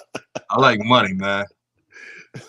You smart. I think a lot of hoopers, man, they held on to the dream too long. I mean, because once I figured about 25, 26, I was like, all right, basketball ain't gonna carry me to being successful. I had to rethink, okay, what am I gonna be now? And a lot of athletes, no matter your sport, they struggle with that. They want to hold on too long, and then before you know it, you ain't got nothing to show for yourself. You trying to court women, you ain't got no money to go out. You still trying to hold on to a dream that ain't fruitful. You know what I mean? So, I mean, the last time I played basketball, it was against these teenage kids that they play on varsity. They on varsity. They same position I was. Just a normal role player. They will play every game. You're not buried on the bench, but you'll play every game because you got athleticism. You got something. And this is when I was really in top-notch shape. And I was destroying them. And I was giving them advice. I said, man, I've gotten better in basketball. This is when I was 22. I said, I've gotten better in basketball. And it was past my younger years because you get smarter. You're like, wait a minute, I don't have to do all this wild shit. I don't have to depend on my athleticism all the time. Yep. And they thought I was like the man in high school. They're like, man, you must have been like the shit in high school. I said, no, I was just a normal role player. They was like, really? I said, yeah. Not everybody could be, the All-American or shit. Yeah. There's an inordinate amount of people who gonna get to that highest level, man. So the 99% out there you see every year playing are not gonna make it. So everybody loves to think you're gonna be that 1%, but reality is you're not gonna be that 1%. You might as well play the lottery. Shit, you got a better chance to win the lottery than to go to the NBA. You know what I'm saying? That's just facts. So, and it requires more work. Lottery ticket, all you gotta do is buy a ticket. Like the NBA, you gotta work hard. You gotta be amongst the upper crust of like the genetic pool. It's a lot of shit that gotta go in your favor. You know what I'm saying? So a lot of people just don't understand the how hard it was. And I'll give you this reference. When I was 17 years old, I told people I would be going to the NBA by at least 21. In my retarded mind, right? I'm saying I'm a junior on JV, but I was 6'4". I was like, I don't care. I'm gonna be the one who do it. I'm gonna go my senior year. I'm gonna kill. I'm gonna go to Texas, and I'm gonna be one and done, or 2 years, and I'm going to the pros. I went to Stephen F. Austin State University as a walk-on. I learned real quick what D1 basketball was about. I was the worst and weakest player on the team. Now, with time, I adapted, and I started moving up. But, dude, I went through, after that, 4 more years of college basketball just to go play overseas, bro. Like, it's real out there, man. It's real. It's real out there, man. God of Blackness, another $5 donation, man. Man, that boy hook you up, man. That's my guy. Yeah, I'm giving him I'm giving him a wrench, man. He's gonna be a moderator. I gotta show love, man. Hold it down. Yeah, God of Blackness. If you put another regular message, I'll make you a moderator. Just a regular message, because I gotta click the icon. You could just put hi or something. He says we've been blocked by the same YouTubers. Real recognize real. Oh, also from Jargon as well. What's that? Blocked by the same YouTubers. Oh, yeah, he blocked me back in when I was just a fan. Like, and it's funny, he who shall remain nameless blocked me because I was like, bro, you a clown. How you gonna say Zoe sucks? And he put up blah blah blah, and then he started, getting emotional like he always do, and he blocked me. I'm just like, because I asked you a question with a specific criteria, and you blocked me. But now I've come to know him through the ranks. It's like, all right, that's just par for the course, so it's all good. But at the time, I was just like, what the hell? Like, I can't ask a question on your stream, bro. We got the brother IVD Press in the building, man. Yes, sir. Man, Yo. Man, what do you think about the discussion, my brother? Man, a lot of different discussions, man. It's hard to pick which one. Yeah, but I know I see the thumbnail and the title, you know what I'm saying, about DKM, man. I was crazy. Like I was on live when it happened. You know what I'm saying? And it's like it just came out of nowhere and everything shut black. So that was kind of crazy though. So everybody, you know, support the homie. You know what I'm saying? We know he got a big following already. You know what I'm saying? But you gotta think about it. You know what I'm saying? This is lifestyle. You know what I'm saying? That's the kind of money. That's the money he was getting in and all that kind of stuff in this block for a whole week. And a lot of people like, you know, this probably just 7 days. I'm like, well, you're a content creator and you putting up about 2 videos a day. That's a lot of money. You know what I'm saying? That's his only source of income too. DKM don't work, so that's his. He's 20. He's 20 years old. Like, yeah, let him make his money, man. Yeah. So, you know what I'm saying? Y'all go and support, you know what I'm saying? Watch the videos. That's how we support, you know what I'm saying? Since he can't, you know, go ahead and subscribe, watch the videos. That's how we support, you know what I'm saying, that situation. So, big shouts out to DJ Raw and Cut, you know what I'm saying, for allowing me on this platform again. You already know it's love, man. Hoop jogging. You already know, man. We gotta get up, man. We right down the street now. You know what I'm saying? Man, hit me, bro. You said you were like Riverside? I'm in San Diego. Oh, San Diego? Okay, yeah. Shit. Yeah, I'm like about East an LA, hour. man. Ain't nothing. Yeah, it ain't nothing. Yeah. So, yeah, man. You had to, when I come down there, you got to take me to a court, man. You know what I'm saying? So I get the old bone going. You hear me? Shit, let me know, bro. Yeah, me and you about the same age. You know what I'm saying? So, hey, it's gonna be a terrible game all the way through, but it's gonna be a game. And then I'm 5'6". Hey, oh damn! All right, well, I might work you now. Hey, I put it like this, man. Pee Wee Junior High School, man. You know what I'm saying? I'm varsity. I'm 5'6", touching the rim. You know what I'm saying? Okay. I understand I can do it now, but yeah, back then. You know. I ain't had no hops when I was young, bro. Them shits just came in 10th grade. I don't know where them hops came from, bro. They came. Hey, hoop jargon. I knew reality came in with me when I'm a 5'11" shooting guard, and we're playing to get. You know how H-Town is. You got these tall, athletic shooting guards. They be going. They're from A-Leaf. They from freaking Fort Bend. They're like 6'2", 6'3", 6'4", and I'm a 5'11" shooting guard. I knew then. I'm like, man, this ain't the thing for me, man.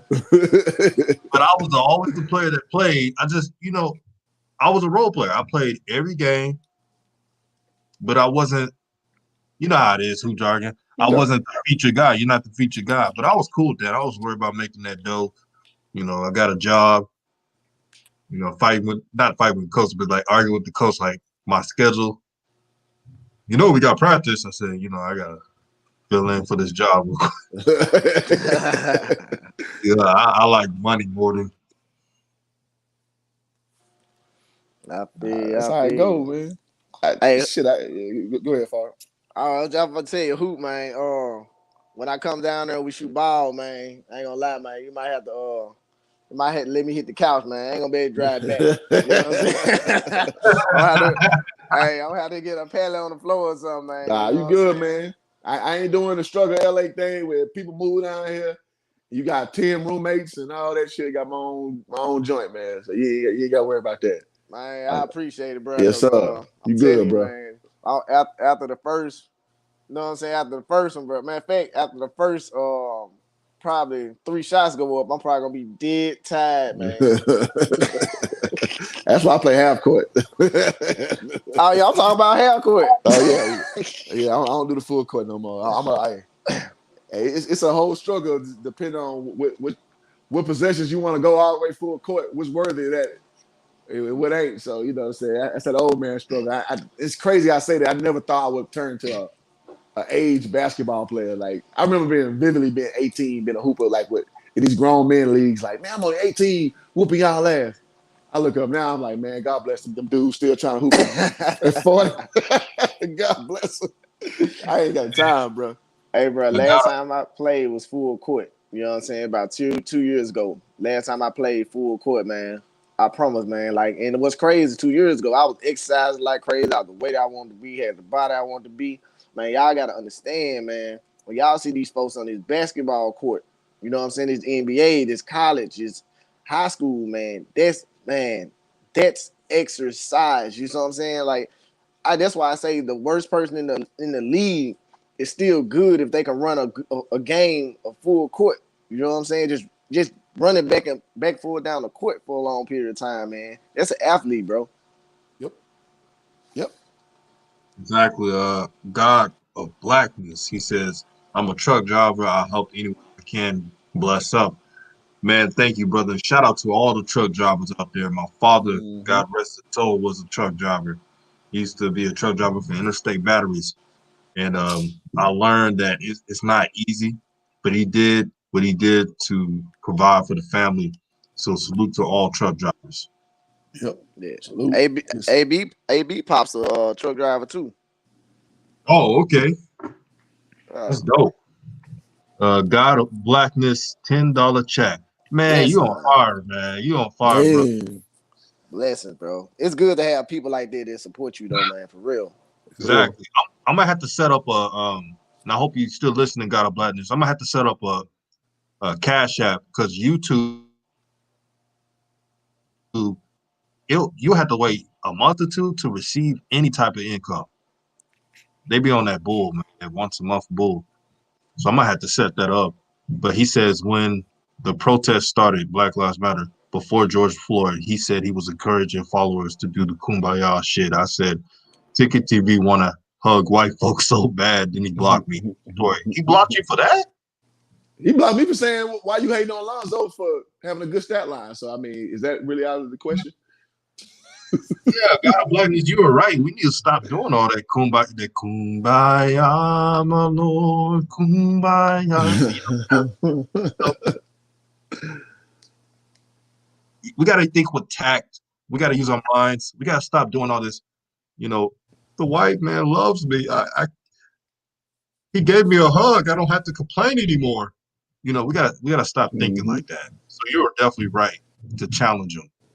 Why? I can't believe he did that. Then again, I can't believe. Oh, DJ, you know what's funny? Oh, go ahead, bro. Oh, sorry about that, bro. Shout out to FYF Sports Debates. Man, he has the best debating channel in YouTube. This is my opinion. I'm not trying to cap. Follow his channel. The brother has some live debates. Everybody has their own mind. Everybody's respectful. Salute to you, my brother. For the most part. Well, everybody's different. you know who be on there. Yeah. I ain't gonna say. Yeah, what it is. But now I was gonna say, man, you know, with that subject, man, it's funny, man. So I was out with one of my high school buddies, man. He lives in Huntington Beach, man, with his wife. And he's a black dude, went to Eisenhower High School with me. If you know anything about Houston, that's in the hood, that's in Acres Homes. So him and his wife, he has a white wife. They live out in Huntington Beach. And some of their white friends that come over, and I got baited into that same conversation. And I told them, I was like, I don't really want to discuss this. But they asked me why I didn't vote, and they asked me how I felt about Black Lives Matter. And it's funny how you get baited into that, but and like you said about moving with tact and stuff. And so the gist of the conversation was, I just believe black folks need to move with tact. You can't always move off of emotion because your emotions gonna last but so long. But if you don't have a sought out plan, all that shit is fruitless. And all you did was just whore your emotions out for a few moments, and you went back to reality. And I had some white folks who were like, you know, staunchly Democrat, saying, well, why won't you need our help? I was like, because our solution is not in you. Like, you're not gonna make a solution for me. So then that means you lord over me. That means that you gonna want something back in return if you fixing my problems. Like, that's just human nature. So I'm like, I don't look to you to solve my problems because you've shown for 400 years plus that you're not. And it's not your problem. Like, it's not your problem to fix. So, and the people at the table just were like, they were just so dumbfounded. Like, why would you want me to help your struggle? I'm like, because it ain't your struggle. Because you go at the end of the day, you're going to protect home base first, what you're supposed to do. So I'm not looking at you to step in and feel sorry for me and help me with my problems that I can't help myself. So it's funny you bring that up because I've been in situations like that. And, in the midst with all the stuff going on, I'm just like, listen, man, it's bigger than all this stuff on TV. It's about how I'm going to fix myself and help my own people. So I just want to touch on that a little bit because you brought it up. And so, yeah, man, it's crazy how that shit goes, man. That's real though, man. You know what I'm saying? Because I agree. I'm a licensed Black history teacher. You know what I'm saying? And I studied all the way to ancient Egypt. And Yep. I look at I consider I even consider myself as a Moor. You know what I'm saying? Mm-hmm. So when you got this situation going on, and people got to understand that the Black Lives Matter movement didn't even start from for us. You know what I'm saying? Mm-hmm. It started for something totally different, and Black people don't even own the Black Lives Matter movement.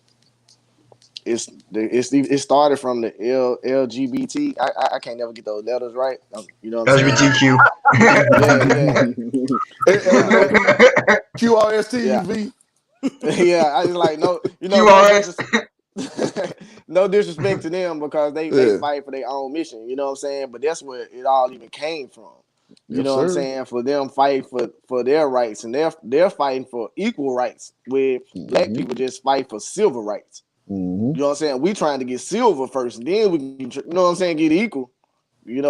So when we do the research and we trying to figure out, when everybody's saying they sending their money to blacklivesmatter.com and all that kind of stuff, man, you don't know who running it. You don't know that the so-called man is behind it too. It's George all Soros. them shadows. Yeah, George so Soros. Okay, I see you, Hoop Josh. I know exactly where you going with this, bro. So you know what I'm saying? So it's like when it comes to the Black Lives Matter movement, it's dope that all this stuff is happening. But the thing is, until the change come, all of this stuff is just basically money driven. So we got to be careful what we invest our minds and what we invest our money in, what we invest our time in, because time is just something you can't get back. You know what I'm saying? You can get money back, but time is something you just can't get back. So man, we just got to be careful and understand what we're doing, understand where our help really comes from, which is the Most High. So we gotta stay focused on that key. I ain't mean to switch it up like that, but that's what I do. You know what I'm saying? And we just gotta be smarter. We gotta focus, and we gotta know what we invest in anything in. Don't just invest in it because it look good, just like the car, just like the clothes, or just like the the movement, man. Do your research and understand, what's really going on around you. Man, we on fire today. Man, I love this discussion because the Most High teaches all of us, since we're God's chosen people. And this is not controversial. It's just that, for 400 years and past that, we was told that we were nothing. We were not blessed by the Most High. But when we saw the truth in books and literature, we realized that we are blessed by the Most High. We have a ruling class mentality when we use it, by the way, because not all of our people uses that. We can create our own lane. We can create our own destiny in life. You see the people that hate on the Ball family. They have beta male traits. Most of them didn't grow up with a father, so they get out on the Ball family. Jealousy. See, I was raised by a father. Not everybody's raised by a father, but what my father used to teach me all the time, number one, don't be a hater. Number two, create your own lane in life. Number three, don't feel down when adversity strikes. And number four, you pray not when it's good, but you pray when things are bad as well. And number five, you eat right so you can live longer. There you go. Those are hella tenets to be on. And I'll take it a step further, DJ. And I ain't gonna go too far because I don't want to make this, about something else. But I think Farhad was he was on one when he was talking about what stuff coming from Kemet. And here's a cold piece of game. He's talking about how we was told we ain't nothing but we read literature. We know that we were. The cold piece of game is every faction that has been made as far as religion, as far as policy, as far as culture. And we can take this to the Freemasons. We can take this to all that. All that is offshoots of the teachings of the Kemetic system. So all those branch back to Asar, Aset, and Horus. Like those three entities, Ra and Set, and all that stuff comes from that. And again, I don't want to take it too far, but all that stuff comes from ancient Kemetic teachings. But the same breath, these people at the head of a lot of stuff, they know that already, but they won't tell you. So they'll tell you you ain't shit. They tell you that all your people beat your women. They tell you all this, blah, blah, blah, blah, blah. But they know the real story, that a lot of stuff comes from ancient Egypt, like again, far I was saying, which is AKA Kemet, Kemet, for y'all know what I'm talking about. That's where all that stuff comes from. So it's a trip, man, but it's again, when you have knowledge yourself, you learn about things, and then you attack it from a different perspective. You know what I mean? So you're not just always being a victim. Always think about it from a subservient standpoint, because I think a lot of black people in this country, we struggle with shaking slavery off. We think our history started at slavery, and that's just, it couldn't be so further from the truth. But as long as they control the narrative that slavery is the nexus point of where we started, then of course you always can have this underlying sense of inadequacy. So once you break that chain, that's the first chain of many where you actually go out and want to be great without having mental restrictions. Let me say that. So that's all I want to add. I'm about to ride down on you, man. Like for real, doc. You know what I'm saying? I ain't know you. I ain't know you was there, man. Like this, bro. I'm there, bro. Not, bro. That's a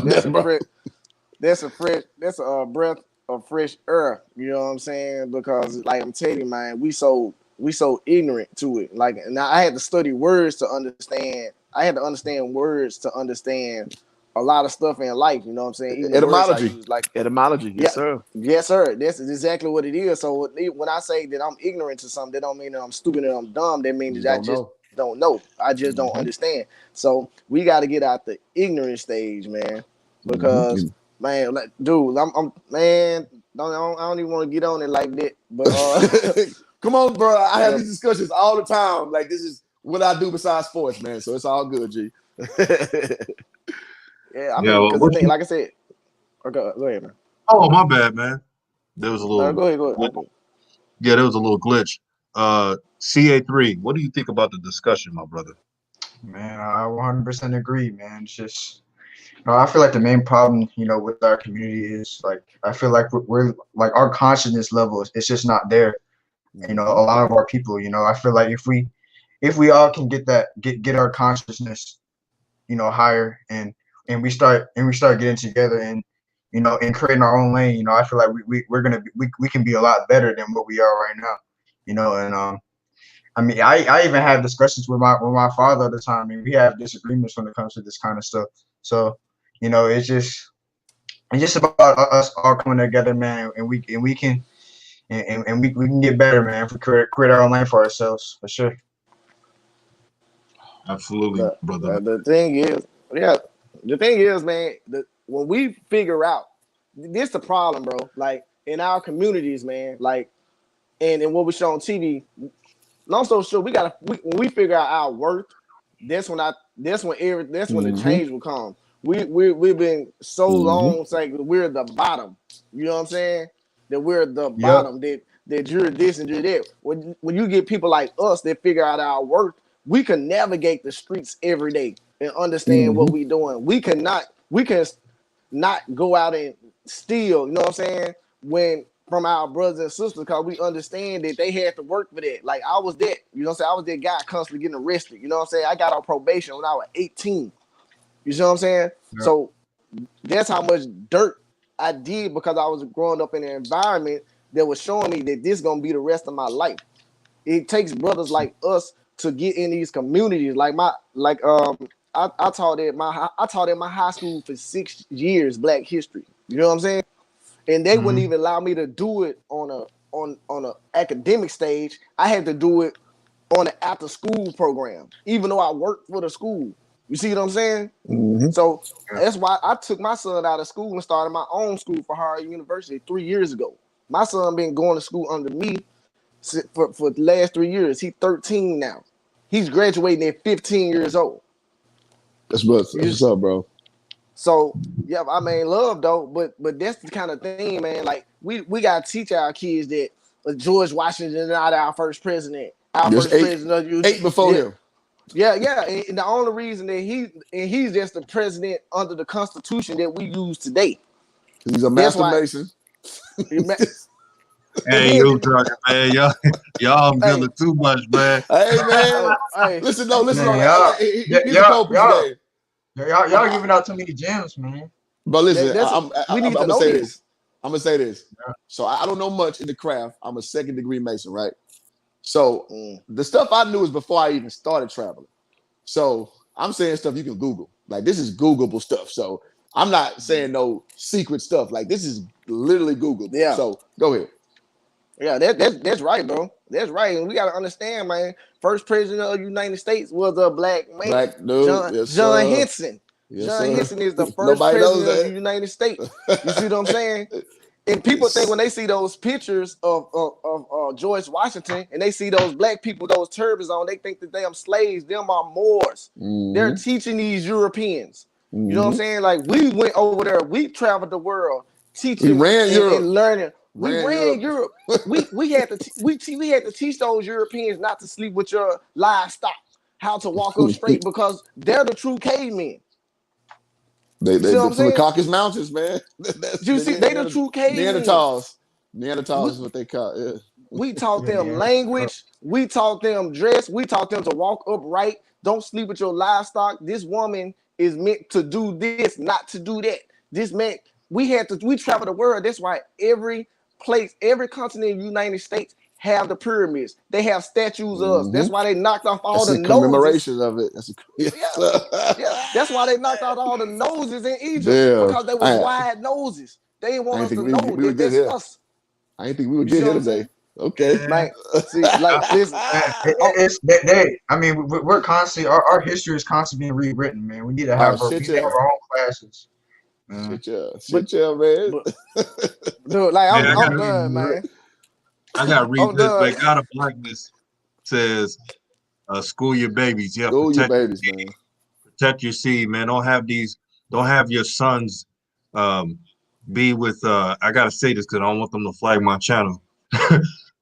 Side pieces. Don't be around side pieces or undeserving women. That's what I'll say. There you don't allow to be with undeserving women because when you spill that seed into an undeserving woman, your life is ruined. She can put you on child support, and child support has become whole support, and kid gets none of it.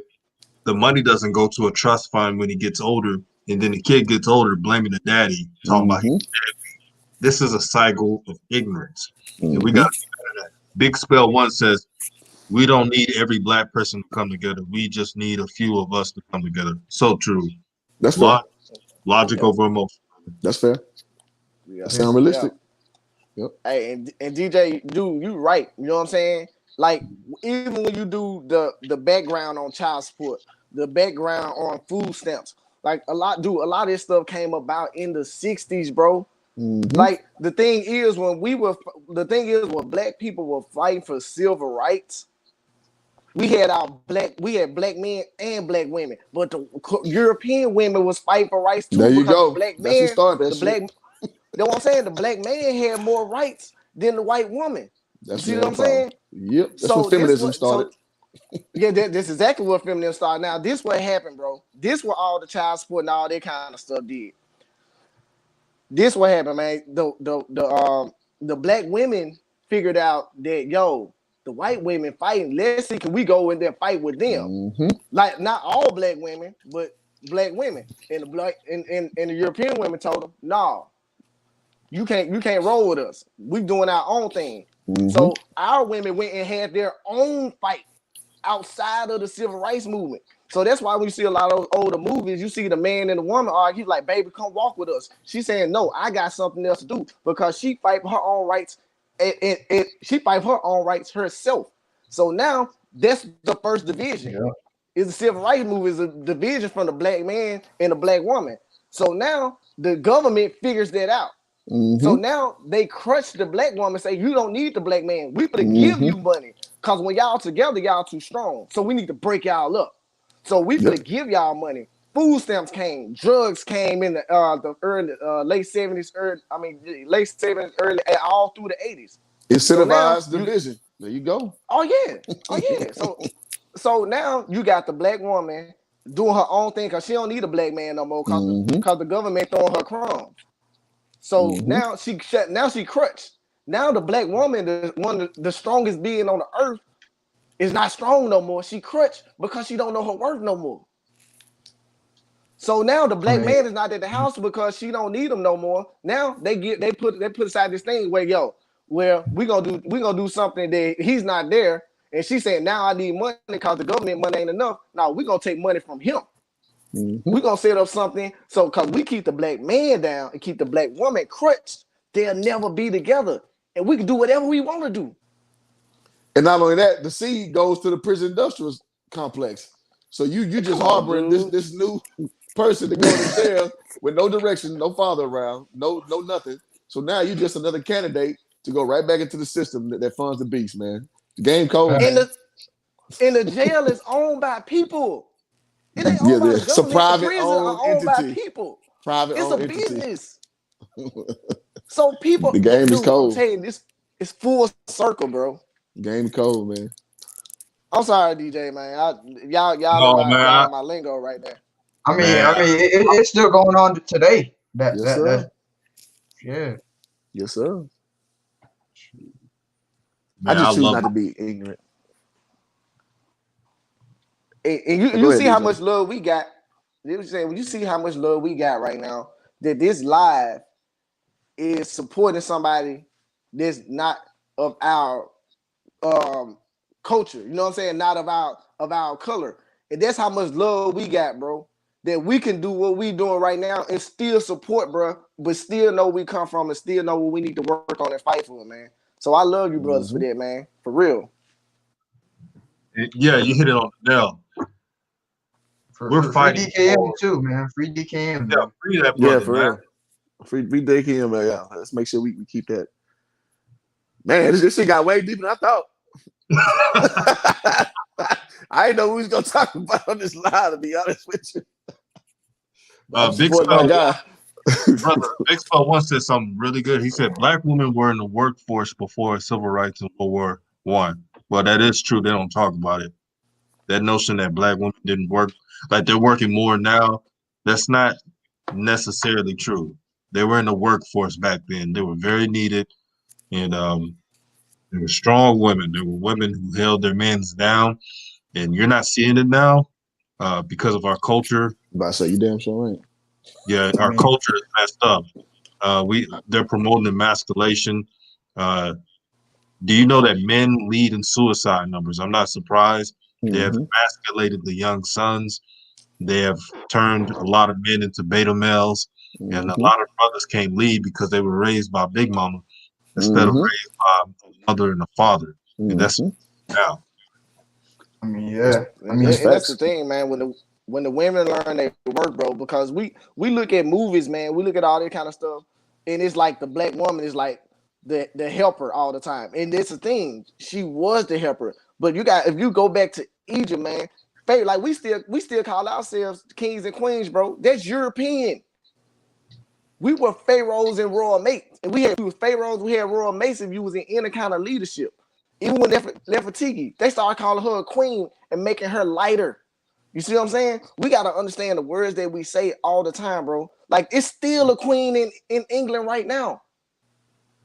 We got, and it's actually ain't even pharaohs, it's payros. We just, in America, we use PH as an F sound. So it's like, we got to understand, bro. We look at the movie the Marvel movie, Black Panther. Yeah. Bro, they was like they got them women out there doing that stuff. I heard people talking about they got them women like they were warriors. No, women were warriors. That's a true story. We gotta know that. That's one reason why I do like that movie. You know what I'm saying? Because it's the truth. Like when they got finished fighting, she had to wear that wig. She's like, let me get this off. I don't even want this on my head no more. Because man, women are the strongest beings on earth, bro. Black women. But the thing is, black women being crushed so much because it's saying everything is like it seems like the government saying, here go the money, here go the cell phone, here go the apartment, here go your baby daddy. He ain't the father no more, he a baby daddy. Like, here all this stuff, you ain't gotta do nothing. But we still got black women out here that know they work, bro. And it's beautiful to me, man. So salute to all the black women that ain't waiting on no man to say, you know what I'm saying? I'm for to do this, I'm for to do that. But let it be known, man, it ain't about anybody being over anybody. It's about us working together, man. Right. Right. I kind of Oh, what you disagree said, there, brother? but I kind of disagree a little bit, but I'll let that rock. No. I mean, the thing is, we having a conversation, though. You know what I'm saying? We That's having a fair. conversation. So it's like, it's all based, like, certain stuff is facts and certain stuff is opinions. You know what I'm saying? Like, some of the stuff I spit just then was an opinion of mine just off of my Yeah, research. You know what I'm definitely. saying? So it's like, I love constructive criticism, bro. You know what I'm saying? Because when you got an opinion, nobody's right and nobody's wrong. It's just That's fair. everybody Yeah. has their own opinion. And I gotta So read I would this. love to hear it. I gotta read this. Kevin Bryan, who subscribes to my channel, says, I came in for basketball instead of getting quote unquote messages.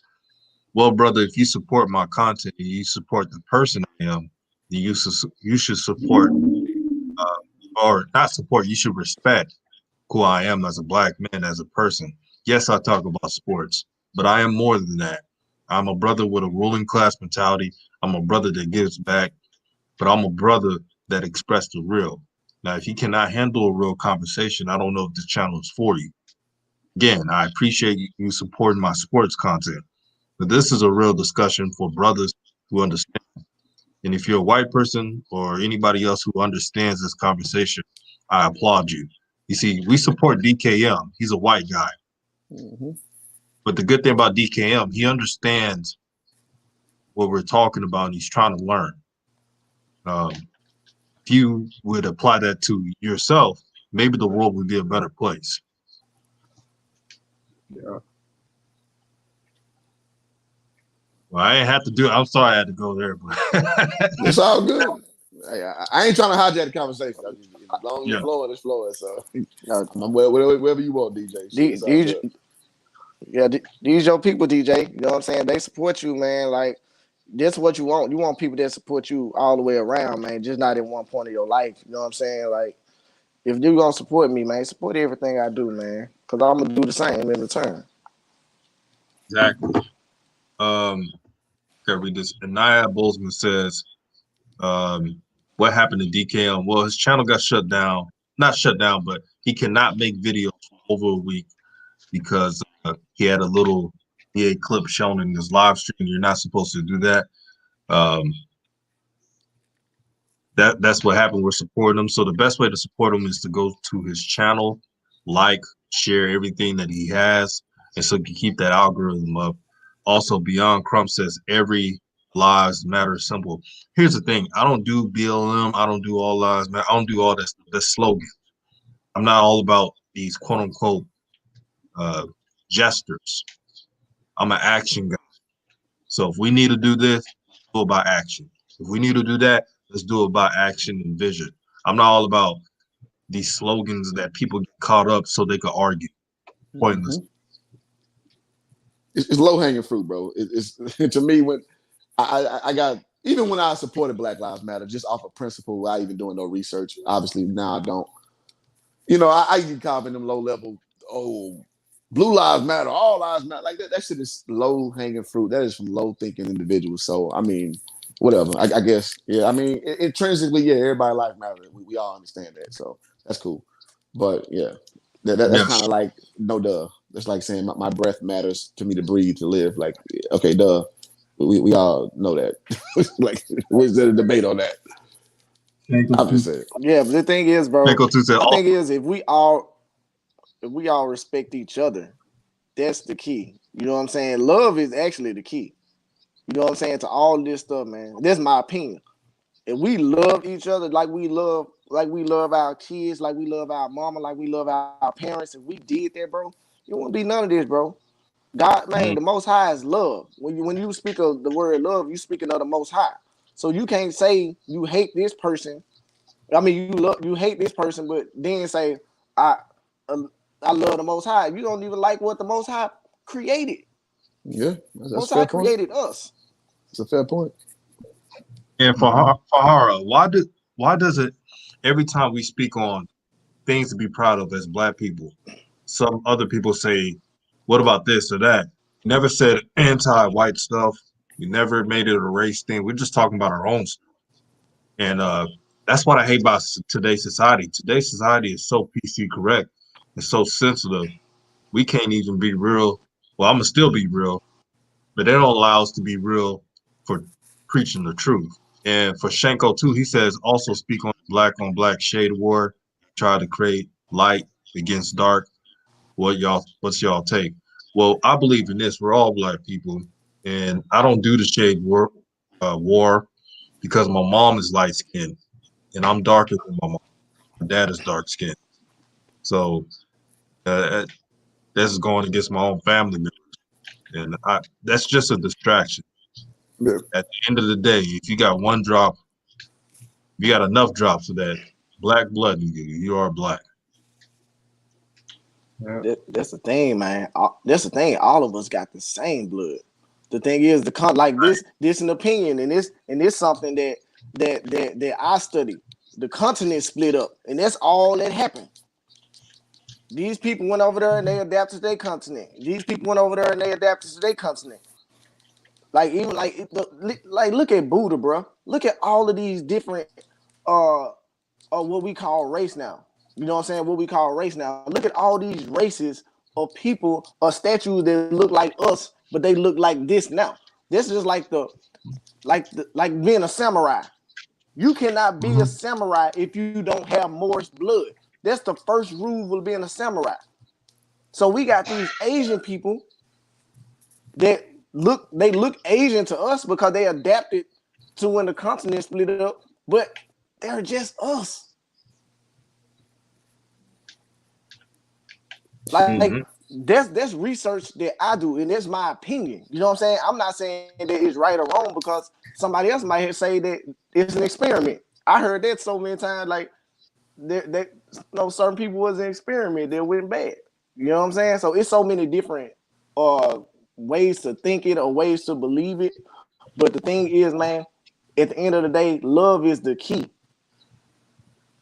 I walk in love, man. I walk in respect. I respect everybody. I live the whole life of living in the hood, man, having to dodge this around my own people, but we didn't respect each other. So I grew up and life changed, man. Now I have to love everybody to even stay sane, bro. Yep. Respect goes a long way. Respect, civility, having order. That's over love. Because everybody says love. Everybody preaches that. But nobody preaches order and respect. And that's what this society has devoid and more concentrated. That's what Black folks we struggle the most with. Like we can't go up the block without ice grilling the next brother thinking he got something up his sleeve. You know what I'm saying? We can't. Our rapport is so bad that our women look at us like we got malintentions instead of good ones. You know what I mean? And so you asking these same people to go out and be advocates for us. We asking these same people to go out and be politicians for us, and they ain't got their own house in order.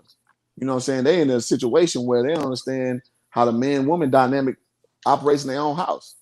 So the respect and order is above all. Everybody say they're in love. I mean, these people in love who we talking about here, who don't respect order, who don't have basic principles of respect. So until we embrace that as a community, we always gonna be forever lost because love is a derivative of emotion, and we got that down pat. Like we know that.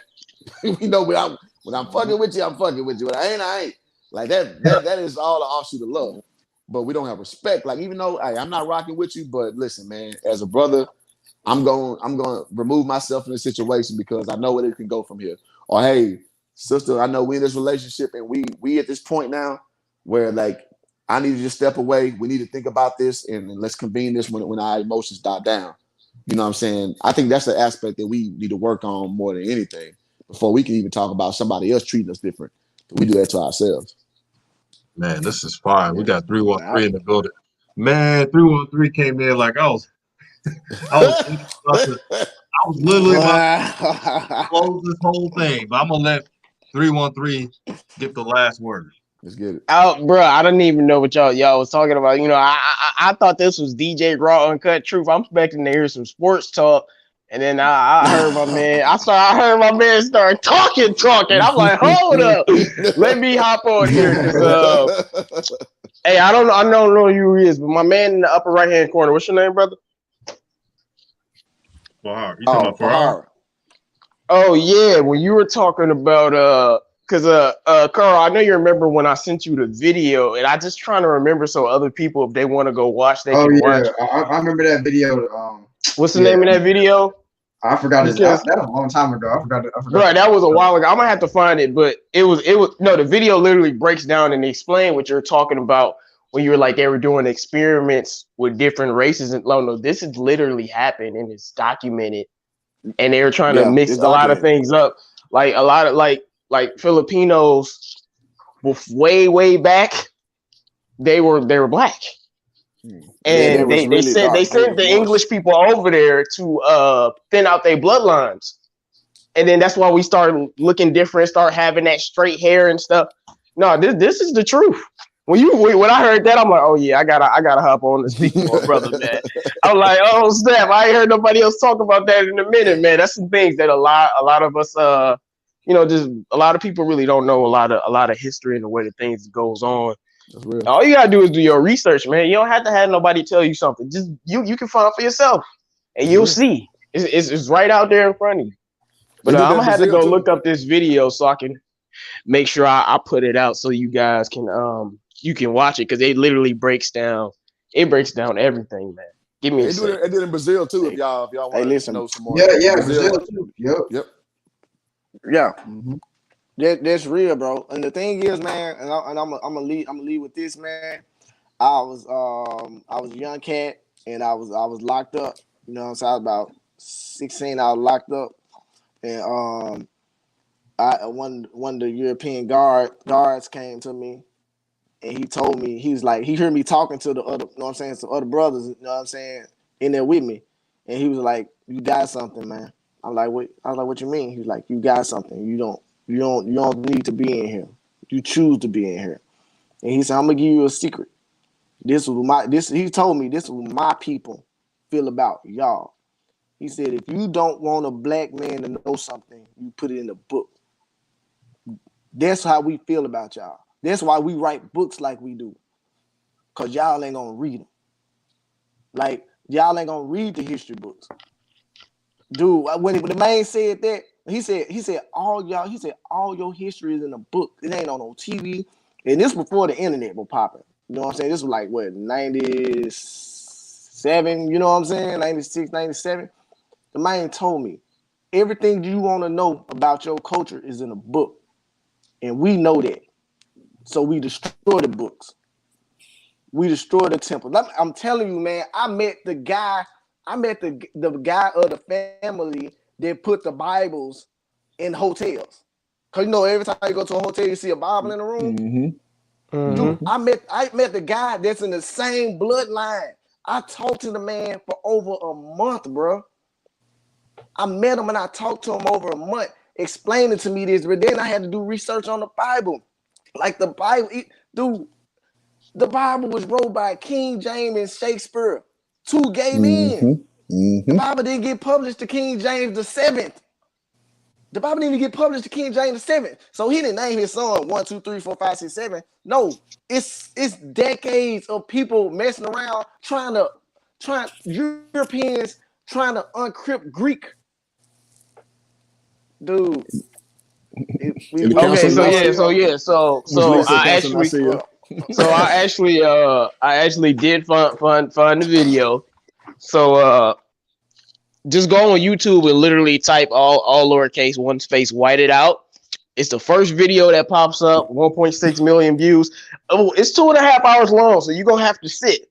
But it's gonna explain everything verbatim with evidence, with multiple sources, everything. So it's called White It Out.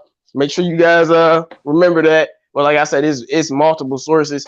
And the worst part about this video is you got white people talking about how true it is about what they were doing. And I'm just like, and I'm talking about white researchers and scholars and professors that research this, and they still trying to put it out to the people. And I just find that a little ironic, a little bit. But if you really want to learn some stuff for yourself, you definitely go on there, man. It'll teach you a lot about what really was going on with I gotta finish the way they watching was that trying video, to. man. There you Yeah, go. man. I was messed up after I saw the first hour of it, man. I was messed up, man. For real. You should Yeah, be. man. That's how I go, bro. They know. Again, Right. all this stuff comes from Kemet. Yeah. All that comes from Kemet. They know that. They know that. Yeah. Man, You so right. When you said that the first time, who man, dude, Yeah. man, when you said that the first time, I almost want to throw something. I'm like, I ain't even know bro was there. I ain't even know bro was there. I want to They know, throw bro. something, man. They know, dog. I want to enlighten y'all to watch this documentary called Hidden Colors. Oh yeah, Watch the I got that junk on. documentary I got that junk on Yeah, that's kinda the DVD head and tape. start. I got the That's the head whole start. set, bro. Yeah, I got that's the the head whole start. set, bro. That's the head start lesson right there. It's by Yeah, it's by so Tyree. It's the head start lesson right there. dude, that is the head Yep. start. That and then what's crazy is I'm gonna watch the video you talking about, bro. But the thing is, those experiments been going on since Egypt, bro. Doctors in Facts. Egypt. I'm talking about before. I'm talking about thousands of years ago. You know what I'm saying? But man, I appreciate you letting me on your platform again, DJ Raw. Really? Man, much love. thank you, brother. Man. Thank you for supporting the channel. And I know it got too real at the end, but this is DJ's Raw Uncut Truth. This is not DJ Pillow Talk Truth. That's what I'm talking about, DJ. And all this, trying to make somebody feel happy, that kumbaya, my lord. We're not doing that.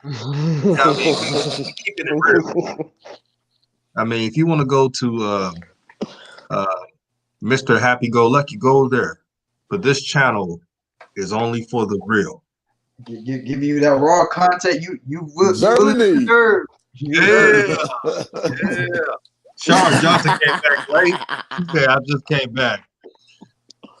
Man, you missed it all, man. Please see. Bro, no, you like, man, that's what I'm saying. What did I start listening to, bro? I'm like, what is it? What am I hearing right now? Let me just hop on here for a second and just give any people that video just so y'all know y'all got somewhere to go, man. This man who jogging just started spitting, bro. Appreciate it, man. I can go there, man. I just, I keep the sports. Who Brother jogging got started, him. man? I can go there. Oh, all right, who drugging? I see you, man. Hey, man, no, man, but look, you gotta realize, man, everybody don't know everything. And there's probably a few black brothers and sisters that's gonna watch this and be like, oh, I didn't know that. So no, always put out that type of energy, man. Already. Got a black that says DJ Pillow Talk channel coming soon. LOL. Hey, I just put in kid mode. I'm like, hey guys, this is DJ Pillow Talk. We're going to talk about how Lonzo Ball has been disrespected. He's a nice guy, and he's very charitable. These people are very sick. That's tough, man. Why can't we be nice to each other? I could be nice. Why can't we just give people hugs? Yeah, man. Oh man. Hey, that's real. That's real uncut, bro. You That's on love, the though, man. channel? I know you for the sign off on uncut. I know I'm not sign off on right. uncut, man. I'm finna get off here to hoop. Oh wait, I forget off. You know what I'm saying? And man, I'll rap with you brothers later, man. Hey, hoop, Yes, hey, shoot me your number, man. We too close to each other. Yeah, for Shoot sure, me man. your I do phone that. number on the Instagram, bro. Got you. And DJ Raw and Cut, man. I just want to appreciate you again for allowing me on your platform, man. You know what I'm saying? You've been rocking with me ever since I met you, man. So much love to you and what you're building and everything. And if anybody want to rock with me, because I know we were talking sports, but anybody want to rock with me on the media level, you can go to IVD Press on YouTube at 1,000 subscribers. I'm giving away a dope giveaway at 1,000 subscribers. So IVD Talk on on YouTube and all social media platforms. I'm just building this YouTube page for all media, not just sports, all media. So it's a young channel. I hadn't even had it for a full month yet. So so stop by and support. Because my regular channel is actually kind of cool. I'm at 5,000 subscribers. You know what I'm saying? Well, right at 5,000. So I ain't even pushing it right now, man. So y'all want that media? Y'all come over there and rock with me too. There you go. Right on, man. All praise to the Most High, man. Yeah. All praise to the Most High. Thank you, All day. brothers, Y'all man. be blessed, bro.